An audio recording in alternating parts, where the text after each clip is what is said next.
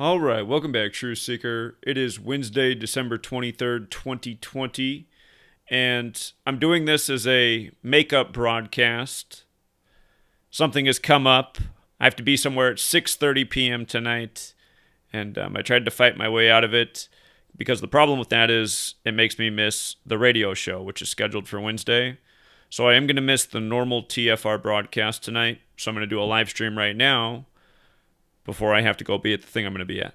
And I realize that right now, like, the biggest crisis in the truth community is that there's just like no cooperation. There's very little willingness to come together or put themselves out there or try to do something to be part of the change. It seems that the people that I speak to are overwhelmingly only here just to spectate and gather information, but maybe not quite at a point in their life where they're willing to actually contribute. Maybe that's impossible because of their living situation or how old they are or the way they feel about themselves or that they haven't developed self-confidence yet. It could be a million different reasons.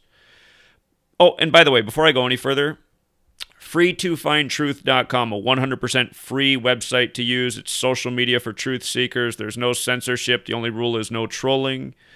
But on this website, I've just posted up on the wall there. And if you sign up for the website right now, it's very easy and quick to sign up for. If you just scroll down the wall, posts are in order of time. I don't have a watch on really right now. I probably posted this like, I don't think it updates live. Maybe if I just refresh the screen, we can figure out how long ago I posted it. 4 minutes ago. I just posted it right before I started the show. And so if you want to respond to something I'm saying, because I might end up taking phone calls. I'll probably definitely end up taking phone calls. I will. But if you don't want to call in, but you want to communicate or you have something to say during the show, I'm going to go back and I'm going to read over this thread here because you can leave a response. I'm going to read everybody's response, question, whatever they want to chime in with at the end of the show. And it can be criticism or why you disagree. It can be anything. I'm just going to read whatever you write there. So again, the whole purpose of this community, Free to Find Truth, the whole purpose of this community is where people can agree to accept differences and work towards the common goal of solving the problems that we see that are working against the people of this world. And for those with eyes to see, that's becoming very clear in 2020, who is responsible for the tyranny that we are living under right now. And again, before we go any further, if you don't know the answer to that question, welcome, you must be new to the channel, but it is largely the Jesuit order who operates on behalf of the Vatican and Catholic Church, which is an independent city-state known for terrible corruption. And people need to really wake up to what's going on in 2020 because it is an international, I want to say hijacking, but it's really not the word because we're not getting hijacked in 2020. This happened a long time ago, at least 1871 ago. If you don't know about the year 1871, the year Washington, D.C. became an independent city-state and was bought up by the Catholic Church and Vatican after it was bankrupted by the Civil War. Anyway, getting off on tangents here.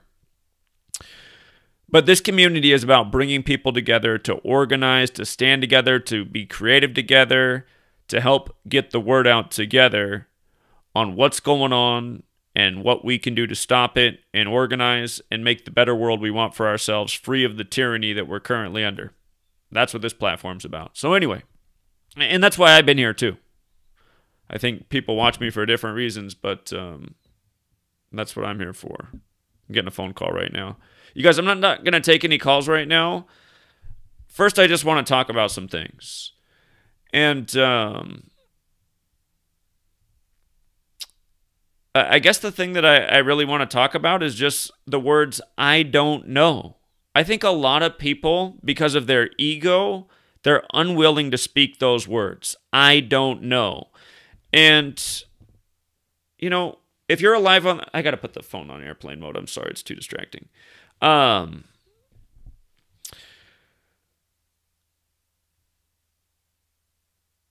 These words, I don't know, in the ego, what I was talking about. A lot of people can't say those words. They have to act like they know everything, And they're pretending because it's unrealistic to be so confident about some things in this world. And some people will just never say, I don't know. They have to act like they know and they're the authority and they're in charge and all their thoughts and beliefs are exactly accurate and everyone else who's against them is wrong. there's so many people like this. And, I grew up around two of them. And they were my sister and my mother. And very strong-willed and very opinionated. And, I just look at everything going on in 2020 with, like, the flipping of everything on its head. And, Wonder Woman 84 coming out. And, I love women. Women are great. And I don't want to make this about sex either. I want it to be about, I don't know, but I'm just saying, this is my background. I grew up with two very strong-willed women. Again, my mother and my sister is almost like a second mother because she's 12 years older than me. But, and again, we're the only two. Got the same mom, different dads. But, she can just never say, I don't know. She has to know everything, and I have to be wrong about everything that she disagrees with. And because I'm wrong about all those things, I'm also a bad person. And my sister happens to be one of the many Christians in the world who are just like this. And the funny thing about my sister and I is I know a lot more about the Bible. She doesn't know a single verse in the Bible. She's never read a word of it, and she says she doesn't need to. All she needs to do is believe in Jesus Christ and go to church. And because I don't believe that same way, nothing I say is important or relevant or correct. It's all wrong.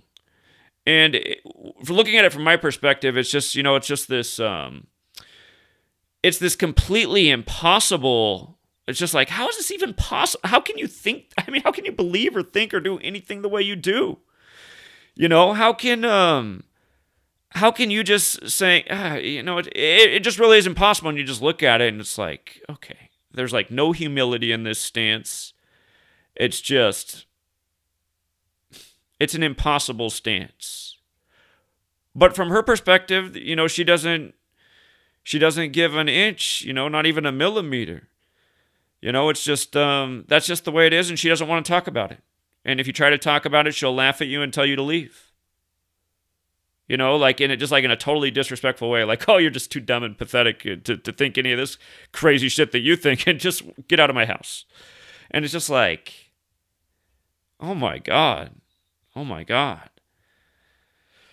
But my sister, she's not a unique person, really. I mean, there's a lot of people like this in the world, and it's just truly unbelievable. Just how has humanity gotten to be this way? So hard-headed, and so stubborn, and so knowing about everything, and so confident about everything. But then, really, when you look, you guys, I say this from the perspective of someone who's always, well, I shouldn't say always, but from a young age has realized I don't know the answer to everything, and I'm probably not gonna. And these other people telling me that they know everything, I don't think that they can really back up their points. They're just spouting off what they believe. But again, I just say this as someone who's been this way for a long time.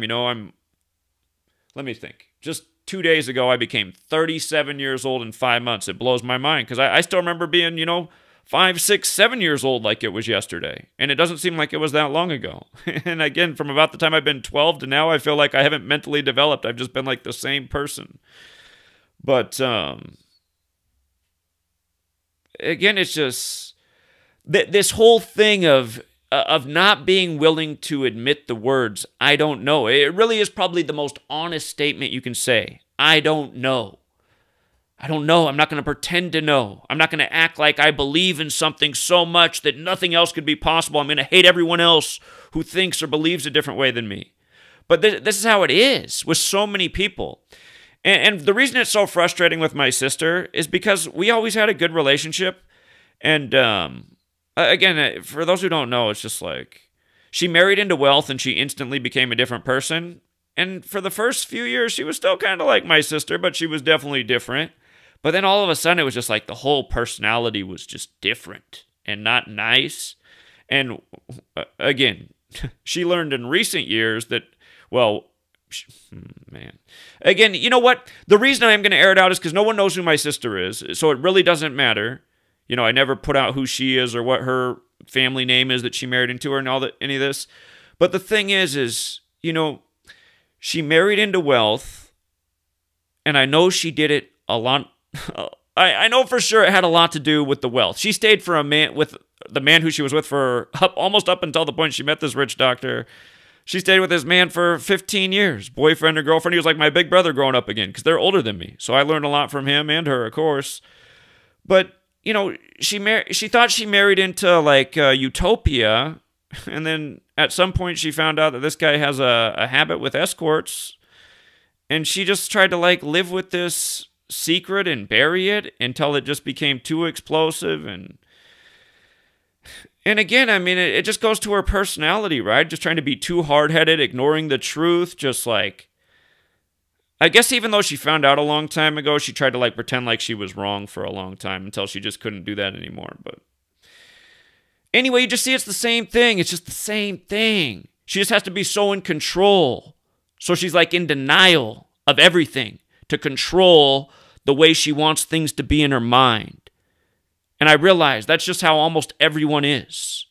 That's why they can't accept the truth. That's why they can't see what's done every single day right in front of their face, while people literally get away with murder and sending off, 18-year-olds who don't know shit about shit to go fly overseas to murder people and participate in war and fuck up their whole lives. So they have to live with this crazy mindset. Then they come back in this nation where half of them end up on the curbside begging for change because they're so fucked up in the head.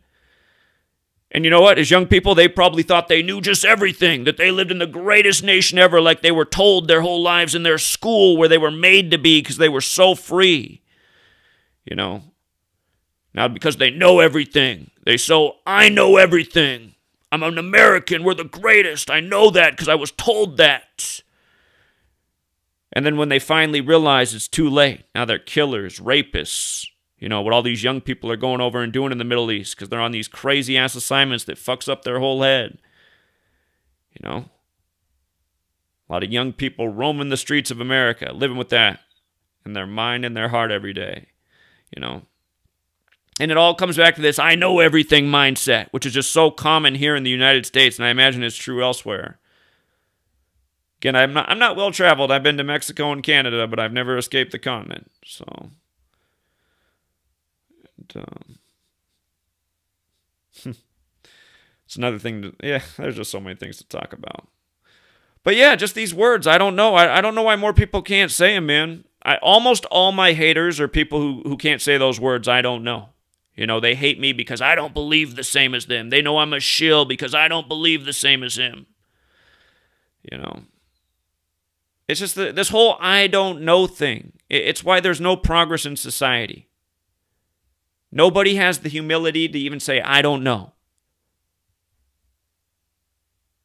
I ask any person of any religion right now listening, how do you really know that your religion's right? Because if I have all the people of the world here and all the different religious makeups, I bet you if the majority of that group, well, I let Christianity be the example. Maybe this isn't true. I shouldn't say the majority. But there might be many in those religious groups who would all argue that they know that their religion's the only true religion and the rest are wrong. And Christians, so many of them will say the rest are evil. If it's not with Jesus, it's satanic, it's evil. And it's like, is that really how it is? Doesn't that just seem like a really closed-minded worldview? Okay, as you speak that right now, Christian who believes that, how many world religions can you name? You know what I mean? How many do you think they could name? Do you think they could name 5? Could they name 5? Can I name 5? You know what I mean? I know there's a lot of religions, but how many could I really name? Depends on what I've smoked that day, but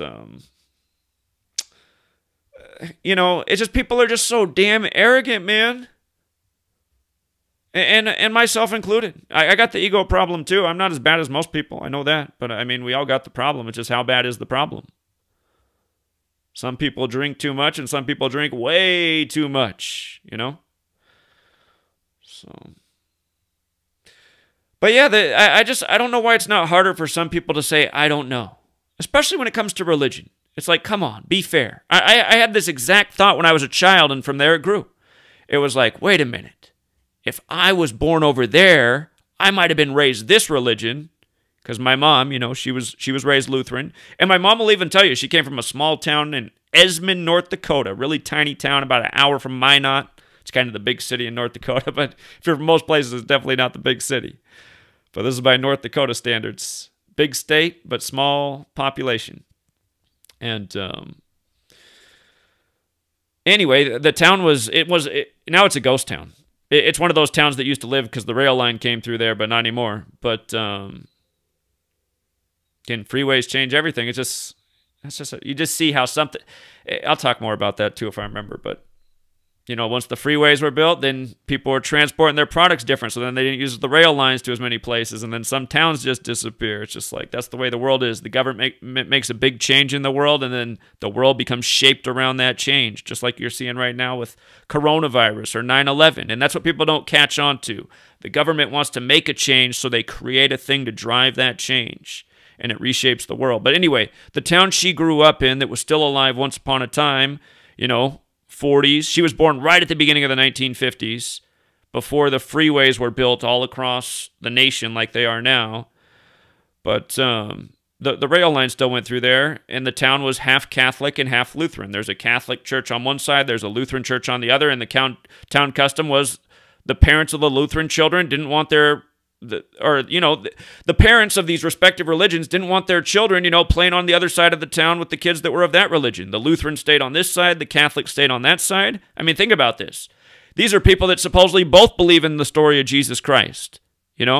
Jesus Christ is their Lord and Savior, but the kids can't even play because, well, we believe it in the Lutheran way, and we over here believe it in the Catholic way. I mean, I don't know how more people don't have these thoughts and realizations that, had my mom been born on the other side of town, she'd have been raised a Catholic. But, or had she been born in the Middle East, she would have been a Muslim or, a Sikh or one of the other beliefs over there, Could be a Hindu, a Jew,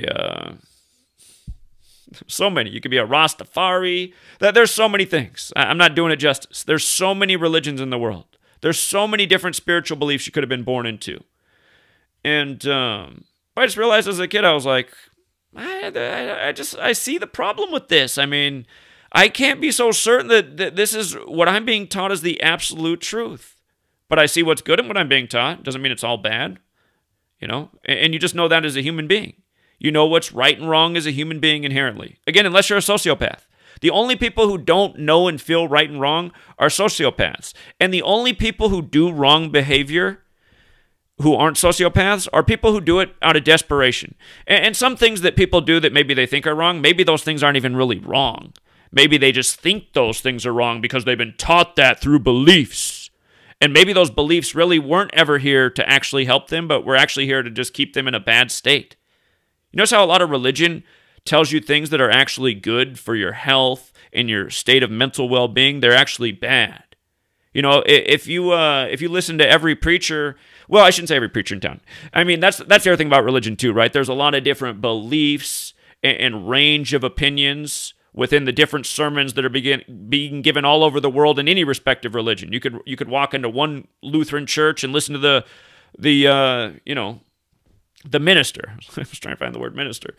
You could listen to the minister give the sermon, and, you might drive a mile down the street at a different Lutheran church and hear a completely different sermon. Just totally different perspective, different. So, again, I don't see why more people don't notice these things and think like, okay, I mean, just even listening to even within the voices of my own religion, these people are so divided. And you know what else? I think an event that happened in the early 90s that I wish I could remember more clearly. I must have been like 8 years old. I want to say like it was around 90 or 91. I would have been like 7 or 8 because it was shortly after we had moved from Portland, Oregon to Vancouver, Washington. We were coming up in the world. We moved to a nicer neighborhood. And it was a lot nicer neighborhood. But I mean, it wasn't anything fancy. It was just much better than where we were. But anyway, we moved. And for people who don't know, Portland, Oregon, and Vancouver, Washington are right across the river from each other. What people do is they move to Vancouver, Washington because property taxes are way lower than Portland, and then they buy everything in Portland because there's no sales tax. That's the big scheme in Vancouver. But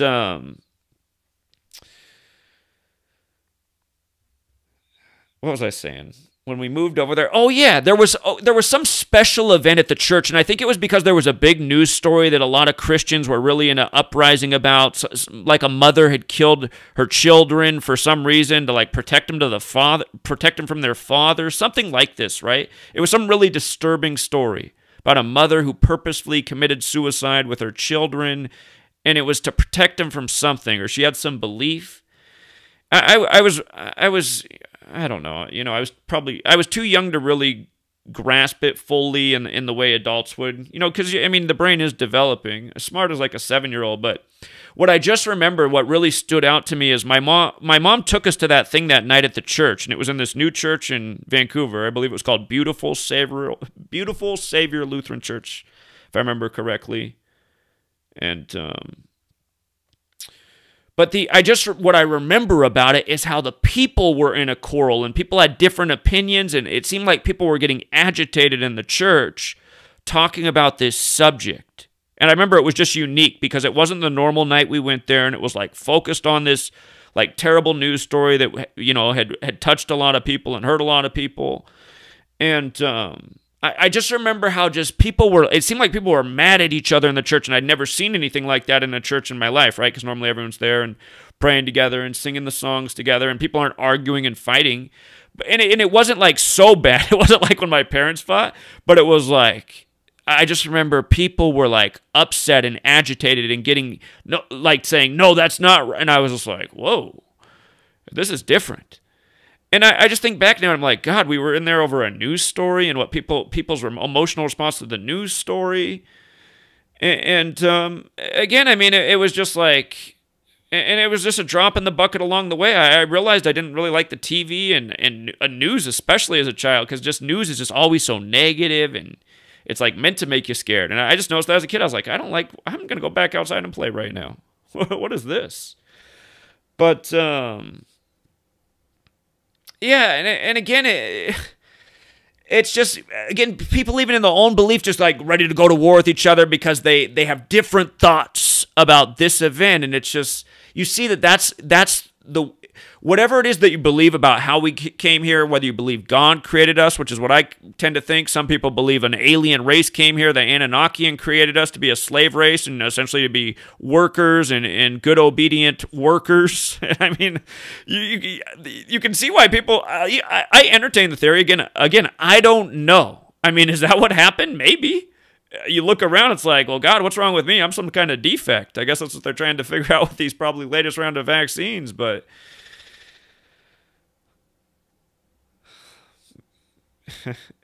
it really could be that way, you guys. We're dumbed down with a lot of chemicals. They might realize, like, maybe the way to get these adults who make it past the chemical trauma of infancy and everything else that you get from what's in the food to what's in, that one topic you can't talk about. They'll just tear down your channel in 5-second vaccines. And how about that? The death of Brandy Vaughn, you guys, reported this year on December 8th, the day the vaccine went live in the UK, at 47 of all ages, like that license plate in the background says, what is 47? Oh, man. But yeah, just coming back to, I don't know. I don't know. I just imagine if so many people could say these words, it would just save so many problems in the world. It would be amazing. I bet so many less people would kill each other and just do all kinds of crazy shit. The whole reason my sister can't even listen to me try to explain this research is because she knows that what I'm saying is bullshit, even though she's put zero research into it. And the reason she knows it's bullshit is because, as she once said, if it was important, it would have been taught to us already. Oh, wow. And that's just the problem. My sister trusts an authority so much. And my mom hates it so much, and I say, well, Mom, you gotta accept responsibility. Part of the reason she believes in authority so much is because of what you did to both of us. You made us go to church. You made us believe. You told us we had to believe. We'd be bad if we didn't believe. I said it's obvious that had a lot more psychological trauma on Jen than it did me. Me, I was just too smart. And the last time my sister and I really had words, and I feel bad again for everything I said because all of it's become true, and I didn't think that was going to happen. I was just being mean. And it almost just reminded me about what I'm talking about every day with spelling and spells. So sometimes I do feel bad. But sometimes I also think, okay, the only reason that happened is because of her I know everything attitude and just how rude and mean she's been. Because again, you guys, for everything that I present, she says it's mental illness, and she still thinks that's true. She will not read my book. She doesn't want it shared with anyone in her family. She thinks it's embarrassing. She thinks I'm just mentally ill. However, what's weird is when she's around me, I'm good at making people laugh. She still laughs and acts cool and doesn't say anything, but then when I'm not around, this is what she says to my mom, you know. So, and she thinks I'm mentally ill because she knows everything. And if you question the government, the New York Times just before I got started, you guys, the New York Times did an article in 2013 talking about how conspiracy theorists, they have a section of their brain that something's off with. And they had this graphic in the New York Times, the Jesuit-run New York Times, about the conspiracy theorist brain. See, my sister listens to shit like that, and that's absolute gospel, because she knows that everything in the mainstream is, you know, fact-checked and edited and honest and here to keep us informed. Doesn't it seem impossible to still believe these things? I mean, oh my God, man, but it's not. It's like how almost everyone still is. And I'm telling you, it all comes back to the ego. It's because that's what they do to us in school. You really realize it growing up. I mean, they really pumped us full of shit in the U.S. And I used to wonder as a kid, I was like, I wonder if they're telling the, you know, kids of every other country the same type of stuff. Because for those of you who are in international audiences, what they always told us as kids is we're the freest society. We're the best society. You know, we are Team America World Police. You know, we're free in the world. We're spreading democracy, even though we don't have it here. We have a democratic republic, which is far from the same thing. You know, politicians are always making big changes for us, and you're like, wait, I didn't get any say on that. My only say was if I could elect this person or that person, I thought this person was going to do a better job, but they seem to be doing everything they said they wouldn't. Maybe if I could just vote in the next 2 years, it'll all be better, right? I mean, this is how like, how can you be like in your 60s in the U.S. and you just go through this shit every 2 years? And you're like I just don't even know what to say anymore, man. I hear these same people like, bitch, like they understand things, but then they just go about everything and just do it anyway. It's just like, maybe that Anunnaki theory's not wrong. We're like a dumb slave race. We're just like robots. It really does feel that way. And again, if anyone wants to chime in here, I'm going to start reading some comments in a bit, but again, this I don't know. Can't you be honest about your spiritual beliefs? Can't you just say, I don't know that I'm right, but I believe it's right? Some of you right now are thinking, Zach, I know that Jesus is the truth because I pray to Jesus and my prayers have been answered in the most crucial moments. I respect that. Have you ever thought that maybe you're just praying to God? God hears all names. God hears the sincerity in your voice. God sees that your request is righteous and needed because you're his creation. He doesn't care if you believe in Jesus or Muhammad or whatever other spiritual deity it is or group of spiritual deities. What if God is just like, you know what? You're all my creation. When you reach out to me and you feel like you need my assistance, okay. If I really think you need it, I'm going to make this happen in your life. And I don't know why more Christians can't just realize that that's exactly how it could be. You don't think there's Muslims that think their spirituality is true because they've prayed and their prayers have been answered, or Jews or anybody? All people of all spiritualities have these stories. That's why it should be so easy to say, I don't know. I don't know. You know? Muslim guy will tell you, we clothe the women because we can't control our human sexuality. We got to grab their jiggly bits. It's just too tempting. Got to put it all away behind the curtains. You know? So that's what he knows. He knows that the men, they're just too sexual. They can't control themselves unless the women are all in bed sheets. Is that right? He should be able to say, I don't know. I personally don't think it's right. But I've had a Muslim guy argue with me. He's like, well, look, in our countries, we're not raping our women. You know, we're not all going out and fucking each other's wives and girlfriends. I mean, I could say so much, man. Like, okay, women don't understand this, but okay, let's say a guy's dating a girl, right? Beautiful girl, as most women are. And they're in a relationship, And, she stops by his place at the end of the day, and she's telling him the story that she was just out at the mall and she was doing some shopping before she came over, and you see that she's just like, she's all dolled up. She's got on the tightest jeans. She's got half her rack hanging out. And you're like, damn, man. I mean, like, who are you showing off for like this? I thought we were in a relationship. A guy might feel that way, and a woman might be like, what? Why do you feel like that way? I'm just trying to look good and show off my beauty. And that's true for women. But anyway, this is also why people end up cheating, right? Maybe she's at the mall looking all good, and now the most handsome man in the world, who's even more handsome than her boyfriend's like, damn, man, you want to go for a ride in my, my luxury designer car? That might be too much for her to pass up. Anyway, this is where the Muslim guy's coming from, He's saying, see, our women aren't going out like that. I know my wife didn't just get taken away to a luxury island by Prince Charming. But, and again, that's why you just got to say, I don't know. Sorry, women. I personally, I don't think it's right for you guys to be all draped up because men can't control themselves. And I think you should be able to go out and do what you want to do, but it's just like our society, man, it's just so vain and it's so superficial, and there's like no one's authentic, which is going to get me to my next topic about being an individual. And yeah, I guess we might as well just transition into that right now about being an individual, because I think all this stuff fits in. From a young age, we're taught to conform, to all believe the same thing. In a lot of ways, to dress a certain way, to talk a certain way, to look a certain way, to be a certain way, through what we see from what's in the mainstream. And what's in the mainstream is really what becomes people's behavior, because that's the trendsetter in the times of technology. I still remember my first kind of like just like stupid grade school girlfriend. But I remember just when she said that, she was saving herself for Jonathan Taylor Thomas, who was like the child heartthrob for, what was the name of the show? Home Improvement with Tim Allen. He was like the son, the young, cute son. All the girls, at least all the white girls, were infatuated with that kid.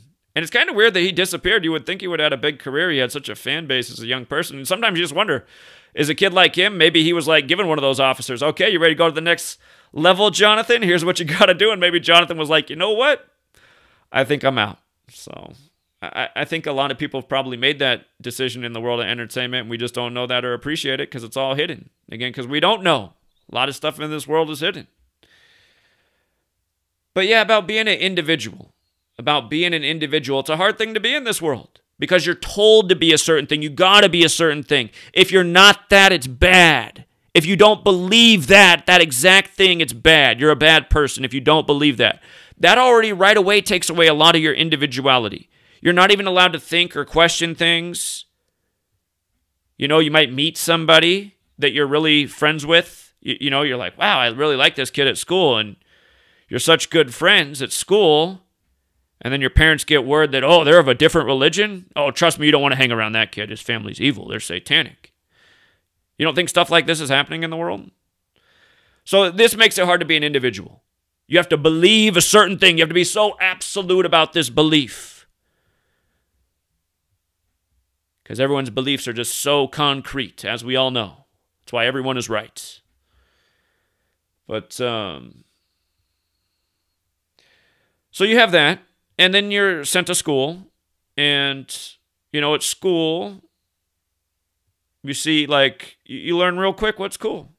Who's cool? Why are they cool? What makes them cool? Is it because they're the tallest kid? Is it because they got the most money and the best clothes and the shoes? Both of those things go hand in hand.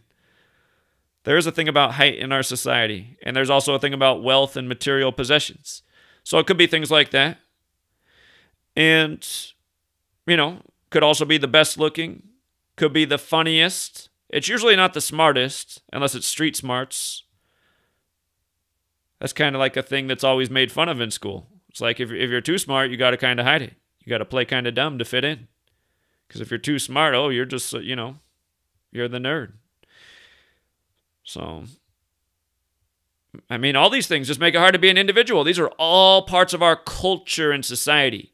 A name to look into. Terence McKenna. And again, like all things, listen to Terence McKenna. I'm not saying agree with everything Terence McKenna says. A lot of people think he's a CIA plant. He's another person who died prematurely and by the numbers. But the thing about Terence McKenna is he talked a lot about individuality and how culture is the enemy of that. Culture is the thing that is trying to mold you into what society wants you to be, overwhelmingly. And, I mean, everybody has these battles of, going with the flow, trying to fit in versus being true to yourself. Because a lot of times being true to yourself, it's like, it's perceived as negative a lot of times in your mind only because you've learned somewhere that you're not supposed to do these things. But a lot of people find when they step outside of the box that, wow, people admire them and they're like, wow, that's creative, cool. I've never seen anything like that before. And then they see you as genuine. And also for all the young guys out there, and maybe just for even older guys who still haven't figured it out, really the thing that women are most attracted to for the long run for a good relationship is just being genuine and just being yourself. Yeah, of course they do like material and handsome and beach body and all that. But that stuff will attract them and it might get them in bed, but to make the relationship sustain, you have to be yourself. And think about that. How many people, because people are so superficial and not individuals, like, we know it's real. Most people in our society that are probably trying to like be in a relationship, it's probably because they want to have sex with that person. And really the reason they probably want to have sex with that person is just because they're physically attracted to them. This is probably true mostly for, I shouldn't say that for women. I can't speak for women, but for most men, that's probably true. And it might be true for a lot of women as well, And hold on, I got to go off on a tangent real quick. My last video, there's a longtime commenter who really didn't like my 3-hour rant video. And again, you can't please everyone. But I know that person definitely misunderstood something I was saying in the last video. And that's what they were ranting and getting so angry about. And I didn't see anyone else write anything like that. So I kind of think it was just their misunderstanding because I don't think I did what they were accusing me of. But they were cursing me out for saying that I'm just another person that treats women like a wet rag and just throws them away when I'm done with them. And I wasn't saying that at all. And if anything, and they were saying that because I was just making the point that, again, to rewind the tape in case you didn't watch the live stream that I'm cutting into, but it relates to sex. I was just talking about the belief of that you should only have sex with one person and the person you're married to, and if that's right or wrong. Because some people swear that that's absolutely the way it's supposed to be. And I'm not saying those people are wrong. I'm just saying I don't know that that's true. And the reason I was talking about it is because somebody accused me of their assumption about why I wasn't a Christian is just because I'm a fornicator, which means you have sex with people outside of marriage, essentially. And again, like I said, I could see the beauty of only having one sexual partner and just one true lover and just one person that you're just so committed to and that's all you know. And again, I don't think it's wrong. I think it could be absolutely great. And maybe that is the best thing. I think all of that is entirely possible. Because I see all the advantages. Because I don't have it, I can imagine how that could be. And I could see why that might be nice. And why that might actually be good for a human being for all sorts of reasons. Spiritual reasons, temptation reasons. And I was just saying that, but as someone who can't say that and that's not true of, I said, if I could do it over again, I don't know that I'd want to do it over again because in my life, I think everyone, I've enjoyed having sex and I've had a lot of good sexual experiences and I can't really say that I've had any that were bad, but I've had things happen after having sex with someone that made me go, wow, was she cheating on her boyfriend with me and I didn't even know? I've had that happen a few times because, you got something going on and it seems like things are so great and you just met this person and then all of a sudden they're just like out like a candle and you just don't even hear from them at all. Or maybe it could be a bunch of things. I mean, they could be like a man-eater and that's just what they do is they just go from person to person. So anyway, if anyone's been used by a wet rag, I'd say it's been me in these accounts. But like I said in that same video, I don't think I think the only thing that's really wrong in terms of having sex with somebody is obviously if you're raping them, obviously that's the most wrong thing you could ever do. But then I think the other thing is lying to somebody just so you can sleep with them. And I've never done that, and I would never do that because that's immoral. That goes against the golden rule. And I really do try to live by the golden rule. And I'm sure there's been it wouldn't be many times where I've broken the golden rule because that's the principle I try to live by.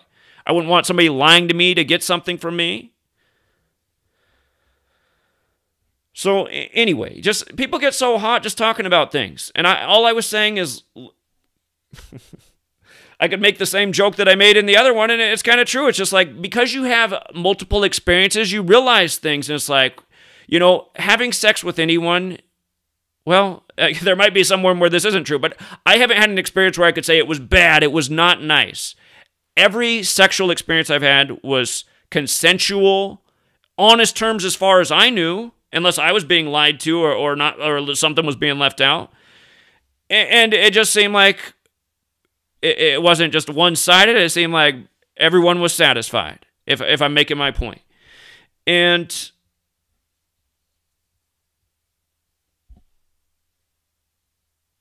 like I said before, I mean, have you lived until you met a squirter? It's like some girls just enjoy sex way more. And it's just like, wow. It's like, God, for the first time in my life, I want to be a girl. What's this all about?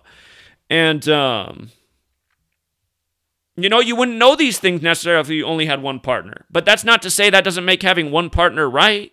Here's the advantages I could see of having one partner. It's just been you two. You've only shared this intimacy, this love with each other on this level. It's just so special between you two only.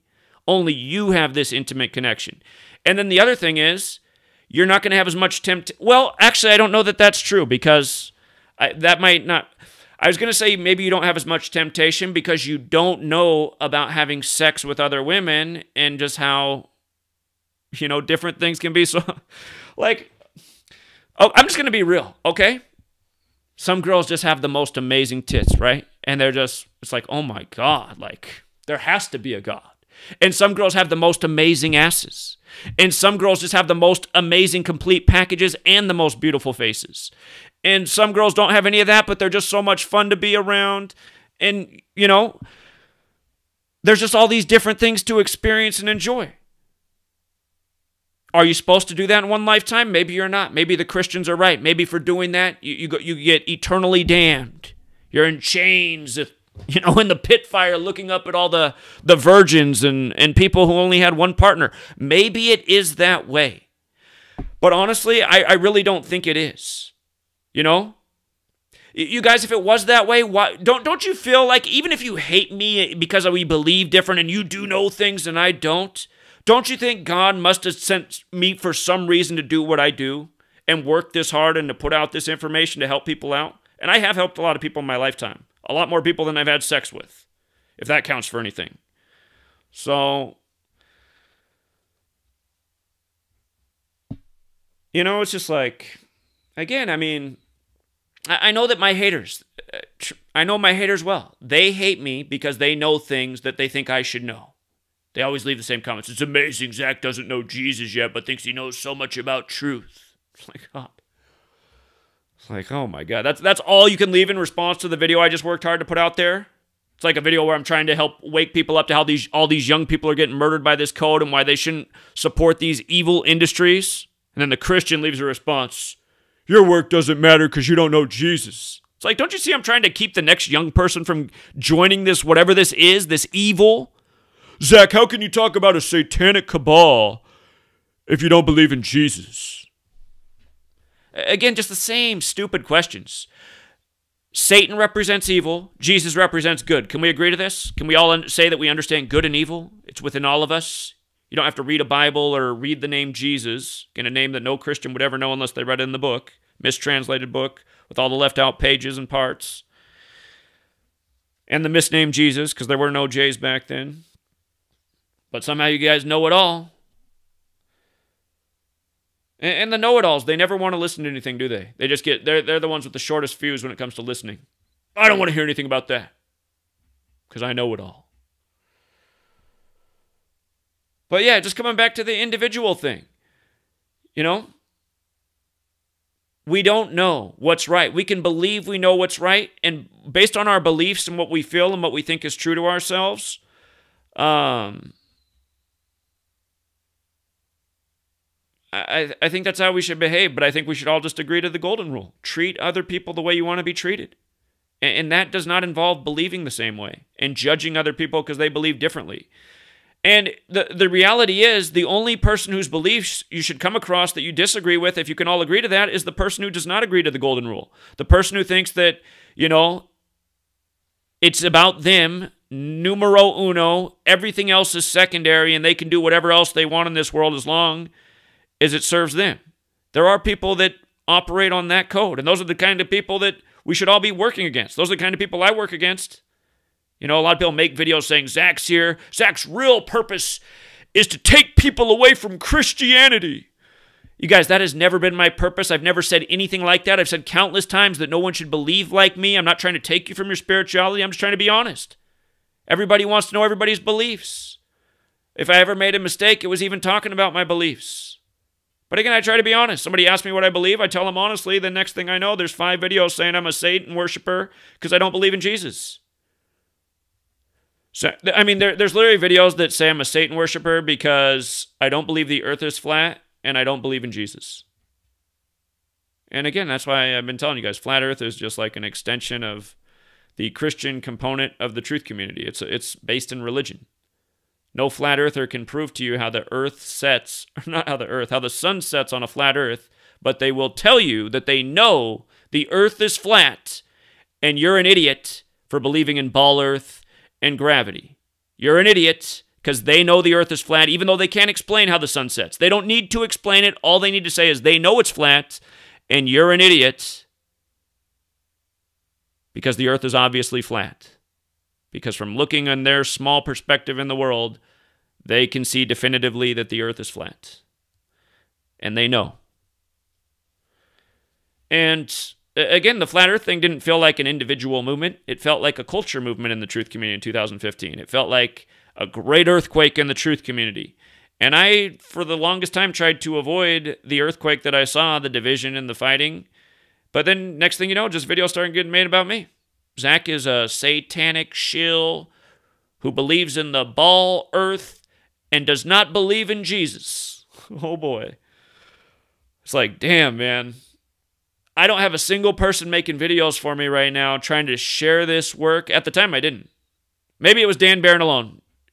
Apologies. I think Dan Barron was trying to make videos, help get the word out on Gematria. That was it. Dan Barron and I, with our 2 tiny channels. But all of a sudden, these bigger channels and just like... there's always been a lot of people who've wanted to attack, and it's always been based in the religion or because I don't agree with the flat earth stuff. And again, I'm not saying I know the truth of this world or this earth. I have a lot more questions than just what the shape of it is. But like I said in 2015, we're in very serious times. Serious censorship's coming down the pike. There's limited time to speak out right now. Bad stuff is ahead. The next 9/11 is going to be worse for humanity. It's not that far off. These people work in 19-year cycles.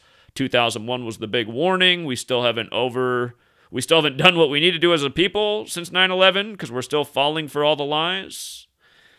And all the people who all of a sudden knew that the earth was flat, that was a big setback for my work. A bunch of people who were helping out with the research, contributing, leaving good comments. Now all of a sudden they were trolls who hated me because, I was already treading on water with the Jesus disbelief, but now the flat earth disbelief, well, they just couldn't work with me anymore.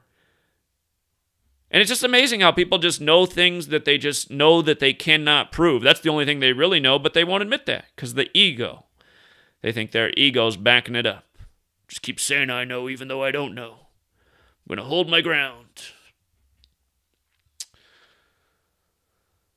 Okay. So yeah, how do you be an individual in a society like this? Go out and put a unique thought or idea out on your social media. How's that received? Straight crickets. It's like, damn, man, I want people to like what I'm posting too. I guess, let me try out one of these cat videos. It's pretty funny anyway. All right, I got 28 likes. What more do I need to do than Just look for funny cat videos. People will like me. We'll all laugh together. Isn't life all about laughter? And I mean, this is where a lot of people are at. And you know what? In a way, are they wrong? I mean, shit. I've been struggling here for 7.5 years straight to do something meaningful, and it's just made me lose all my friends, and my sister thinks I belong in the insane asylum, and, you know, I lost my business. I had my house burglarized. Coming up on the... Can you believe it's almost 4 years since Christmas Eve 2016? That's the year the car crashed through my house. Christmas Eve 2016. You know, the FBI, just all the shit, man. Crazy people who send crazy letters in the mail. It's just... But, yeah, it's just, you know... I realize, man, it's... Part of the reason it just can't make any progress is because there's just so few people in the world who can align as people. And I think a lot of people who follow me, people who know I have a really diverse audience. People of all races, backgrounds, beliefs. And I guess we're the ones that just have that mindset. I bet almost all of us, the thing that we have in common, the people who call in and tolerate me and all that, is, you know, we probably all are, you know, humble enough to say, I don't know about a lot of things. And just... Okay, maybe I don't like that person thinks that or believes that or says that, but I like these 8 other things, and that's what matters to me. But there's just not enough people like that. And there's definitely bigger boats to hop into, you know. It's easy to, if you want to be on a bigger team, there's some easy moves you can make. You can start, you know, saying you belong to a religion, because that gives you a huge community. But again, that's never been my goal. My whole goal here has just been to get people to think about things and question things and see things for what they really are. And, you know, and over the years I talked about a lot of stuff too. When I say see things for what they really are, not just see how we're lied to by authority and how they're controlling us and where they're leading us to, but just, you know, just how we really are, and just how truly like fake and inauthentic things are, and people. But it's easy to see why we're in a society that's just like, it's made to shape people in this way. It's like the people who control society, they're part of societies that are just so old and have been in power so long and understand human psychology and control and how to just, you know, provoke people and torment them and keep them, you know, fighting amongst each other, feeling powerless. And, again, it's just like there's a powerful what are the words I'm looking for? There's a powerful, I just keep going to the word collage. I'm doing it again. Collage of things coming at us that just do it to us. And it's the religion. It's the government. It's the school. It's the TV. It's what happens to the people, so the people around us. Do they still make Play-Doh? When I was a kid, Play-Doh was a thing. You know, different colors, smelled real salty. It was still a thing even in the mid-2000s when I was working in the group home. The kids had Play-Doh there. I'll tell you what, you give Play-Doh to group home kids, man, it is one color in 5 seconds. But that's like the first thing they want to do. Can I make it all one color? It's like, damn, didn't you want to have some fun with it and try to design something before you just crammed it into one big color, you know? Oh, the group home kids, they're special, man. But that's what we are, man. We're like Play-Doh when we're born. You know, we all come out kind of like a certain way, but in this world, it like turns us into this thing. Turns so many people into the same thing. Know-it-all. Know-it-all. Truly. Know-it-all who doesn't really care much about anything besides possessions, food, sex. I mean, that is kind of what we're boiled down to, isn't it? Isn't that where we are? Being entertained? Are you not entertained? What is that, Gladiator? I mean, that's pretty much it, isn't it? Truth. Can you imagine? What's that show where there's like 6 topics up there? You know, what is that show? Family Feud?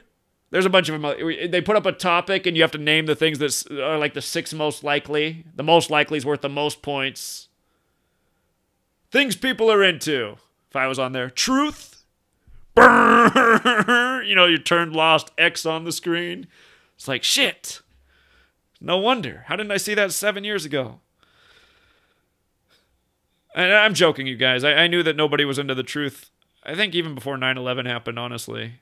Just like from just being in church, just questioning things and just everybody hates you. It's like, wow, this is a good spirituality. Question some things that probably need to be questioned. Are we sure God wrote this? Are we sure? I just got here, man. 12 years old. You told me this book's how old? I'm supposed to know that all this is... Man, I'm seeing some weird stuff going on in this world right now that I'm questioning. Christopher Columbus? It's more recent than this book. I'm pretty sure this whole Christopher Columbus thing's all bogus, too. Oh, my God. All right, let me see. Let me refresh the screen. I think I have to refresh the screen to see the comments. See if we got any. I'll respond to the comments first. Again, I really would like people to use this Free to Find Truth website. Just because, again, I mean, the reason I pay the bill every single month... The bill for this website is $1,000 a month, and it's because there's a full-time team on support in case anything goes wrong. Because I've been hacked before, I need that there in case something's wrong, some glitch, something down. And they are good; they're right on top of things, and they seem to work around the clock. So, but yeah, it's worth it to me because I keep thinking people are going to get on here, they're going to fill it up. And again, he's about to finish the app. There's going to be an app on your phone because I'm thinking once we got the Free to Find Truth app. Then I'm thinking, okay, maybe finally it'll happen and people will start networking and organizing. Again, that's all I want to see happen in the world. People organize a network. I've been paying this bill every month since November of 2019. Well, actually, no, it would actually start a few months before that because I had to pay them every month while they were building it too. That's how it is. They do 1-year contracts. And, but yeah, I mean, it's worth it easily. I mean, if $1,000 brings a bunch of people together, and I think it's brought some people together, but not nearly enough. I think it's brought like maybe 10 people together. And more than that, just in the virtual world, but just in person. People have actually met up this year and hung out. I've heard some stories, so that's cool, but I haven't heard enough stories. I'm just waiting for the day that I'm overwhelmed with emails about, Zach, I just met the girl of my life, or the man of my dreams on Free to Find Truth, or... and not only that, but hey, Zach, we just went down to the corner of, this city and awesome. That's the vision. So anyway, let's see what people commented. Resist Control says, I didn't know if you knew about this overlap. Yeah, the George Orwell coronavirus, I have. But again, I appreciate it, man. It's just like, is anybody ever on topic? Why do you lie about your sports picks? I don't lie about my sports picks. My track record is very well known. Been doing it for years. And again, why are you on my website trolling? I know why. It's a rhetorical question. I'm trying to build the channel where people can present what they would choose to show on my channel. Email me at... He's got his... Well, come here and copy and paste it. My eyes are getting bad. Anyone can do this, and I will allow anyone who is organized in their message of truth to spread on my channel. Okay, so that's his idea of... Okay.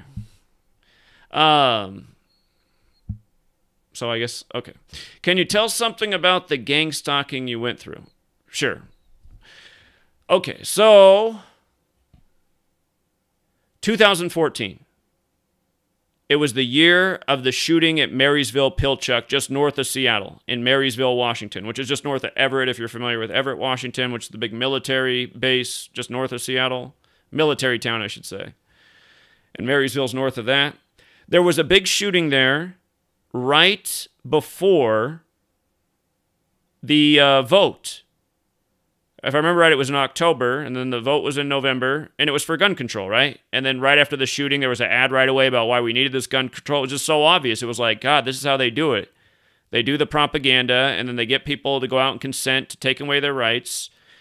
And if you watch the nightly news, they were showing how he was fascinated with the number 33, how much he just loved the number 33. He played on the football team. He wore 33. And the story was that he texted all of his family members at school to come to a table in the cafeteria, and then he opened up fire essentially on his own family. And I was like, okay. I mean, and then his family, by the way, is one of the powerful native families in the community that has a casino. So it's like, okay. So this is someone who's connected to the political world from a family they're featuring the number 33 like they do in so many of these mass shootings where they just put it in front of your face. Normally, this is like, if you go back and watch what they presented on the news about the Marysville Pilchuck shooter, it's like one of the most in-your-face 33 examples. And you have to consider that for over a year, I'd been putting out this work about mass shootings and 33. This happened right in my own backyard. I was living in Bothell, Washington at the time, which is just south of Everett, about 30 minutes from Marysville Pilchuck. Not even that. And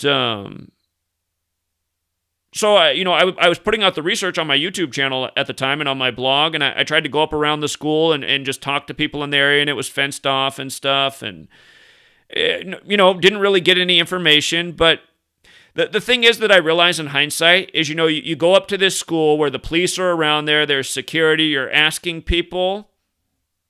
They probably somebody there is probably like, this guy's asking questions, probably like get the license plate, look into who you are.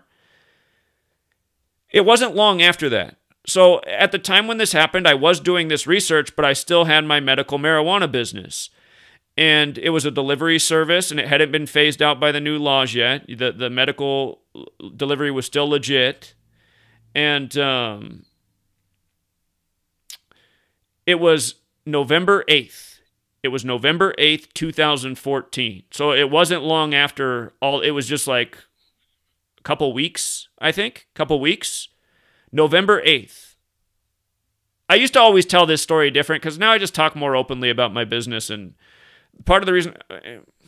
By the way, you guys, if I ever do have to lie, it'll be if the feds come to my door and say, I thought that business didn't make any money and blah, blah, blah, blah, blah. So anyway, the reason I used to talk about this less is because I didn't want to speak about the business as much because it was more recent and I had auditors in my house. And anyway, I'm not a law-abiding citizen. We'll put it that way, because I realize that the laws are bullshit and we live under tyranny, and I've understood that since I was a young person. And I try not to be taken advantage of by this system, and I try to live as free of a man as possible to understand my philosophies. But anyway, the thing was, I was doing a delivery, right? I was on the way to a delivery, a regular customer, and I do a number of deliveries. And this black SUV. Okay, to explain where I was, if you're familiar with the Seattle area, I was in Kirkland, Washington in the suburbs, going to a pretty nice neighborhood, a good solid customer, usually ordered about an ounce a week. And on the way there, as I was approaching their house on just a residential road, 1 lane each way, 25-mile-per-hour street, black SUV goes flying in front of me. Gets in front of me in the same lane and smashes the brakes and just stops in the street. And it was a Saturday night. It was a Saturday night. I was thinking it's either Friday or Saturday. So my thought was like, okay, maybe some wealthy kids got their parents' SUV and they're just fucking with me. So I just wait for a second, and I wait, and the SUV just stays there. So I'm like, okay, I got things to do, right? I got to make a delivery. I got other customers. So I start to go around the SUV. Back in the day, I used to tell the stories I was going to my friend's house. But I start going around the SUV, and the SUV just takes off and drives ahead, so I can't pass them, is what they're doing. And then once they're further up the road, they hit the brakes again and just come to a complete stop. So same thing again.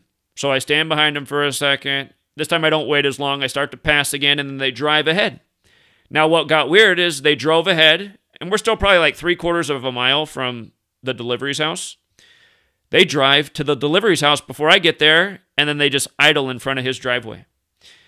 So when I got to his house, I called him on the phone, and I said, something weird's going on, man. I said, you see this black SUV out in front of your house?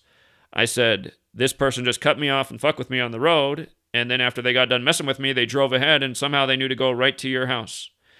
And he was cool, man. He said, you want me to come out and handle it? And I said, nope, I don't. Because I said, I don't know what's going on, and I don't want you to be involved. I said, I don't know if these are feds or what these are. And I said, everything I'm doing is totally legal, so there shouldn't be a problem here. But I said, if you want me to come back another time, he said, no. He said, if you want to come in and do it.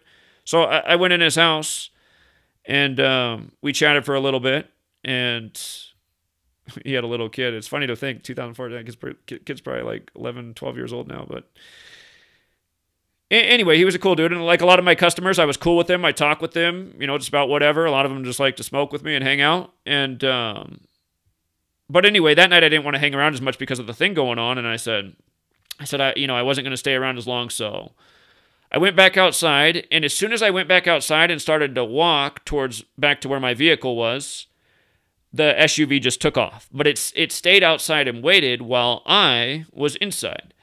So what creeped me out is when I got home that night, after I was done with the deliveries, my gate, my house, the house that I moved into, the people who lived there before me had an RV or a trailer, a motorhome. So on the furthest left side of the house, there was if you've ever seen the video of how the car crashed, they went through that fence where those gates open up and into the side of the house. But that side of the house had a park for an RV. And it was a double door, and you put the metal pegs down in the ground. There was holes drilled into the concrete, so the door stays closed. And you never had to worry about that gate. It was solid. And I never opened up that gate. Plus, it has a latch, too, up on the top. I mean, there's all sorts of reasons it stayed shut. And it had never been open before, but I came home that night, and the gate was pried all the way open. And on both sides, too. You have to pull the latch out of both sides out of the ground to move both sides. I mean, there's just no way. And so the gate is all the way open. And then what I noticed that creeped me out was there was an old microwave. They probably got it at it looked like they got it at the Goodwill for like $10. Just this old shitty microwave plugged into the outlet on the side of the house. And the timer was on 39 seconds. And 39 was a number I knew a little bit about back then and would talk about in my videos with the Old Testament and all that. And what I didn't realize back then, I didn't know reverse gematria. Federal's 33 in the most pure cipher. In reverse, it's 39. I didn't know that back then because I didn't know reverse gematria. Now I think back about that, I was like, maybe that's what they were fucking doing with me. But anyway, the thing was, so that happened. And what also annoyed me that night is I called my mom while this was going on, and my mom was like, Zach, I just think you're high. And I was like, Mom, I'm not fucking high. I said... And she acted like I was crazy. And the reason why she acted like I was crazy is because this is back when my sister was telling her that I was crazy, because this was about a year into my research, right? So even my mom back then, but now my mom's come around and realizes that, like, okay, now she's even helping see the patterns and try to tell my sister about it. But so that's kind of the cool thing in that story, is that she's come around, but she treated me like I was crazy that night, which really pissed me off. And what I did is I called my other buddy, who I've known since middle school, who lived about 2.5, 3 miles from me. And he was ready to come over right away. And I said, no, I don't want you to come over either in case this thing's a bomb. But I just wanted him to be on the phone while I walked around my house. And that's what I did. I just walked around everywhere on the house, and I saw if the doors and windows were closed.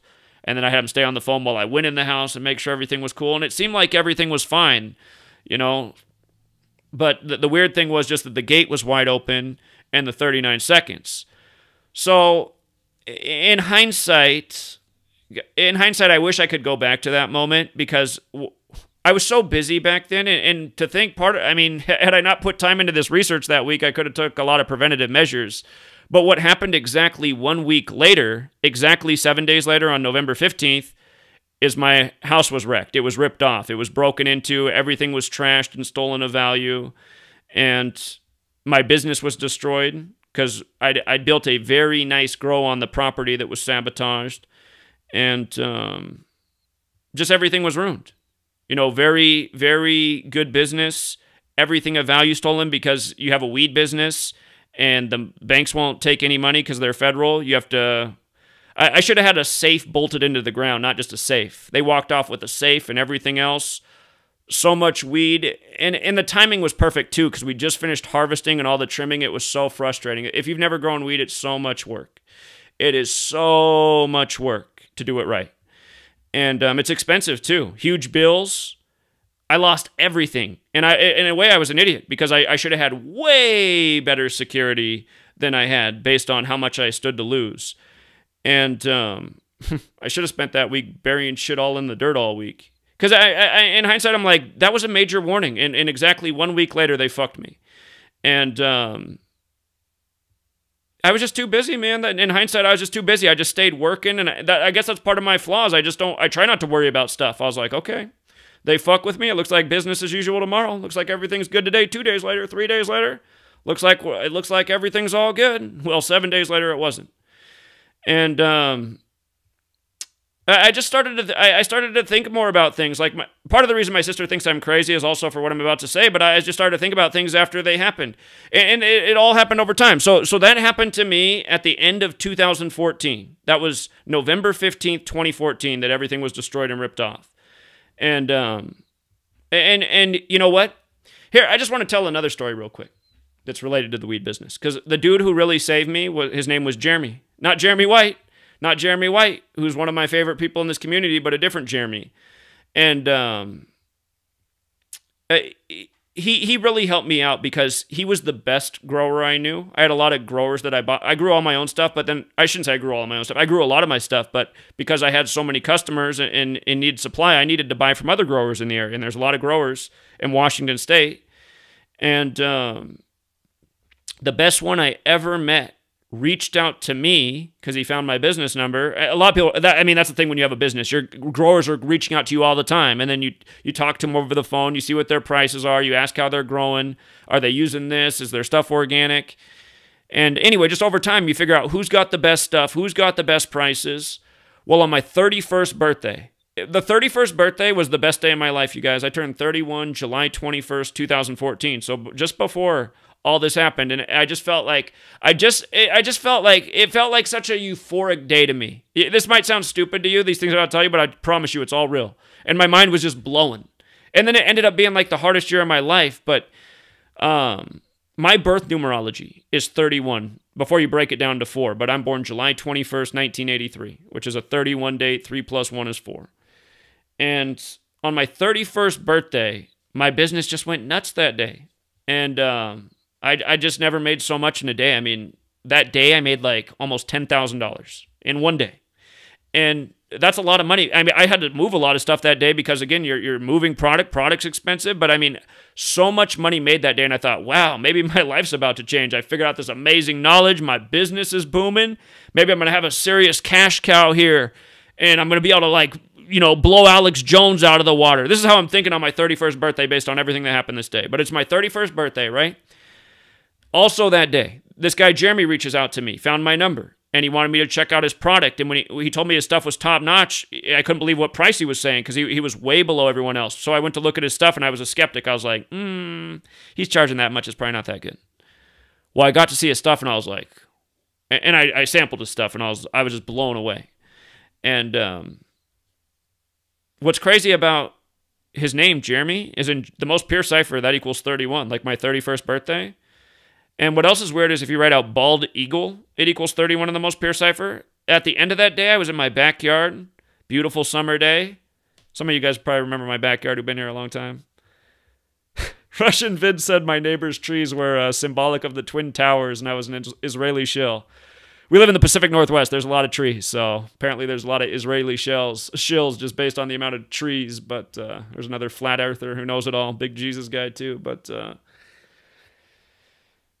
yeah, man, it was just crazy. I'd never had a bald eagle swoop over the backyard like that. I'd seen bald eagles around the house. There's a lot of birds in Bothell because there's a lot of trees there. It's the Pacific Northwest. There's more trees in that area than most places existing still in the United States. And what's sad is they're cutting down tons of trees there because just more and more people need places to build bigger homes that they don't need. But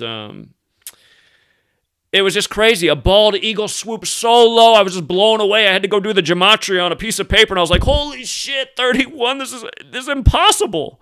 I felt like that day I was in the simulation. Jeremy'd come through. I noticed his name was 31 because back then I was new to gematria. So just when weird things happened, I was like, oh my God, that's crazy. Hold on. Let me just make sure I'm not hallucinating here. We know what the most pure cipher is, right? The alphabetic order with the rules of numerology. This is the one I've been teaching nonstop since I started. This is the key cipher in the book I read. Yep, bald eagle 31, Jeremy 31. And I'm telling you, the story is as true as everything. All this money came to me on that day. Jeremy came to me on that day. Bald eagle swoops over the house. I'm just thinking, oh my God, these are the signs from God that finally is about to happen. This is the way I was feeling. I was just thinking, man, things have never been more perfect. And because again, I'm not living for money and stuff. I'm just thinking like, okay, I'm gonna turn this into a real operation. What I figured out here, all the things I want to do today. You know, sometimes I wish I had just been quiet and not shared gematria and just went about the business. Because I'm telling you, the business, it was a success before it was destroyed. and I'll explain why it was hard to recover after what happened. But there's just so much competition, and I was like the 31 flavors with always high quality. Well, after I lost everything, because they took everything, I had nothing. I had no money. I had no weed. I went from 50 plus. I went from having weed that, was probably going to go moldy because I had so much, to nothing, right? And I wasn't, not that you want your weed to go moldy. I hate to waste anything, but I'm just making a point, because have so much stuff, move some stuff. Sometimes you get this product and you think people are going to like it more, but you got these other 30 good flavors that people like more, so they're not buying that one. That's how, and if you don't do your jar quite right, so I just in the time I was doing it, we had 2 products get moldy, so it's not like we were in the habit of doing that, but it was just like, yeah, it was the one that people were getting the least, and shit, we had too much of it. But, and what's funny to think is there's people all over Washington State right now with moldy weed, because so much was grown and the market got so saturated that it just, there was just too much weed and not enough people to move it. But anyway, Jeremy, what he did for me is he fronted me a lot of stuff, because when he heard what happened, he was like, I'm going to take care of you, man. I'm going to get you back up. So he gave me a selection of good product, and of course I was going to pay him back, and I did. And part of the reason he did that is because, I probably was giving him at least, and realize this. So think about that. This happened just months before. So I met him on my birthday, July 21st, 2014. This isn't even 4 full months before what happened, and this is the dude who saved me. Well, I don't know if save is the right word, but anyway, the thing was, when everything was gone and I didn't have anything to buy anything back, he gave me really good product, enough to sell to get some money back to start buying again. And the reason he did that is because in the time that I did meet him, and it was good for him that he met me, because I was probably giving him each month about $30,000 in cash just to buy weed. Because realize, that's what you have to realize too, is if you're in the market. If you grow your own stuff, like for $2,000 a month in an electrical bill, and maybe $500 in supplements and water, for $2,500, I could grow about 10 pounds of really high quality weed. Now, to buy 10 pounds of really high quality weed at the time was about $25,000. So 10 times as much, you see. But Jeremy was selling top-notch stuff for like $1,800. And I think it was guys like him that are what caused the market to fall out so much, because then more people started rising up like him. But anyway, the thing was, this guy came to me on my birthday, and even though I didn't know him that long, I gave him a lot of business, and right away he helped me out because I was in a bad spot. And him and I were always cool, and he had some thyroid problem. For all of you guys who, again, just a reminder, there's all good and bad in the world. He had some thyroid problem, and he was on some mandatory pharmaceutical, like where if you don't take it, you die. He had some health problem that took him out of school and the path he was on as an engineer. His health problem is what made him end up growing weed. Because he started back when it was still illegal. That's how he was so good at it, because he'd been doing it so long, and he needed to do that because of the health problem and the bills that happened that took him off his path. So it's kind of weird how life is, That's just and that's what, for young people, just realize shit will come your way in life, and what life's about is how you deal with that shit. Does it make you quit? Does it make you give up on everything? Because a lot of people do. But what happens if you don't? Well, you might end up like Jeremy. You might end up with, one of the best growers in town, just cash flowing your way, building homes. Now you're renting out properties. Jeremy's done well in the world. And Jeremy was better at hiding his money and stuff too. And what killed me is I was really saving up, because I knew that there was this property that was about to become vacant, and I wanted to put a weed shop in there as soon as it did. Because also, I tried to do it earlier with the owner, and they were willing to do it, but then at the time, the city was not allowing weed shops, even though it was legal in Washington, but they were loosening up their measures. I just knew it was a matter of time. And what was crazy, about 6 months after I got ripped off, there was a weed shop in that exact spot on that exact corner where I was going to do it. And anyway, what made it hard to come back is just, it took time to build back up enough resources to be able to purchase good stuff and have the selection to compete with other people, because people like a selection and they like different products, and I had that going on until I didn't.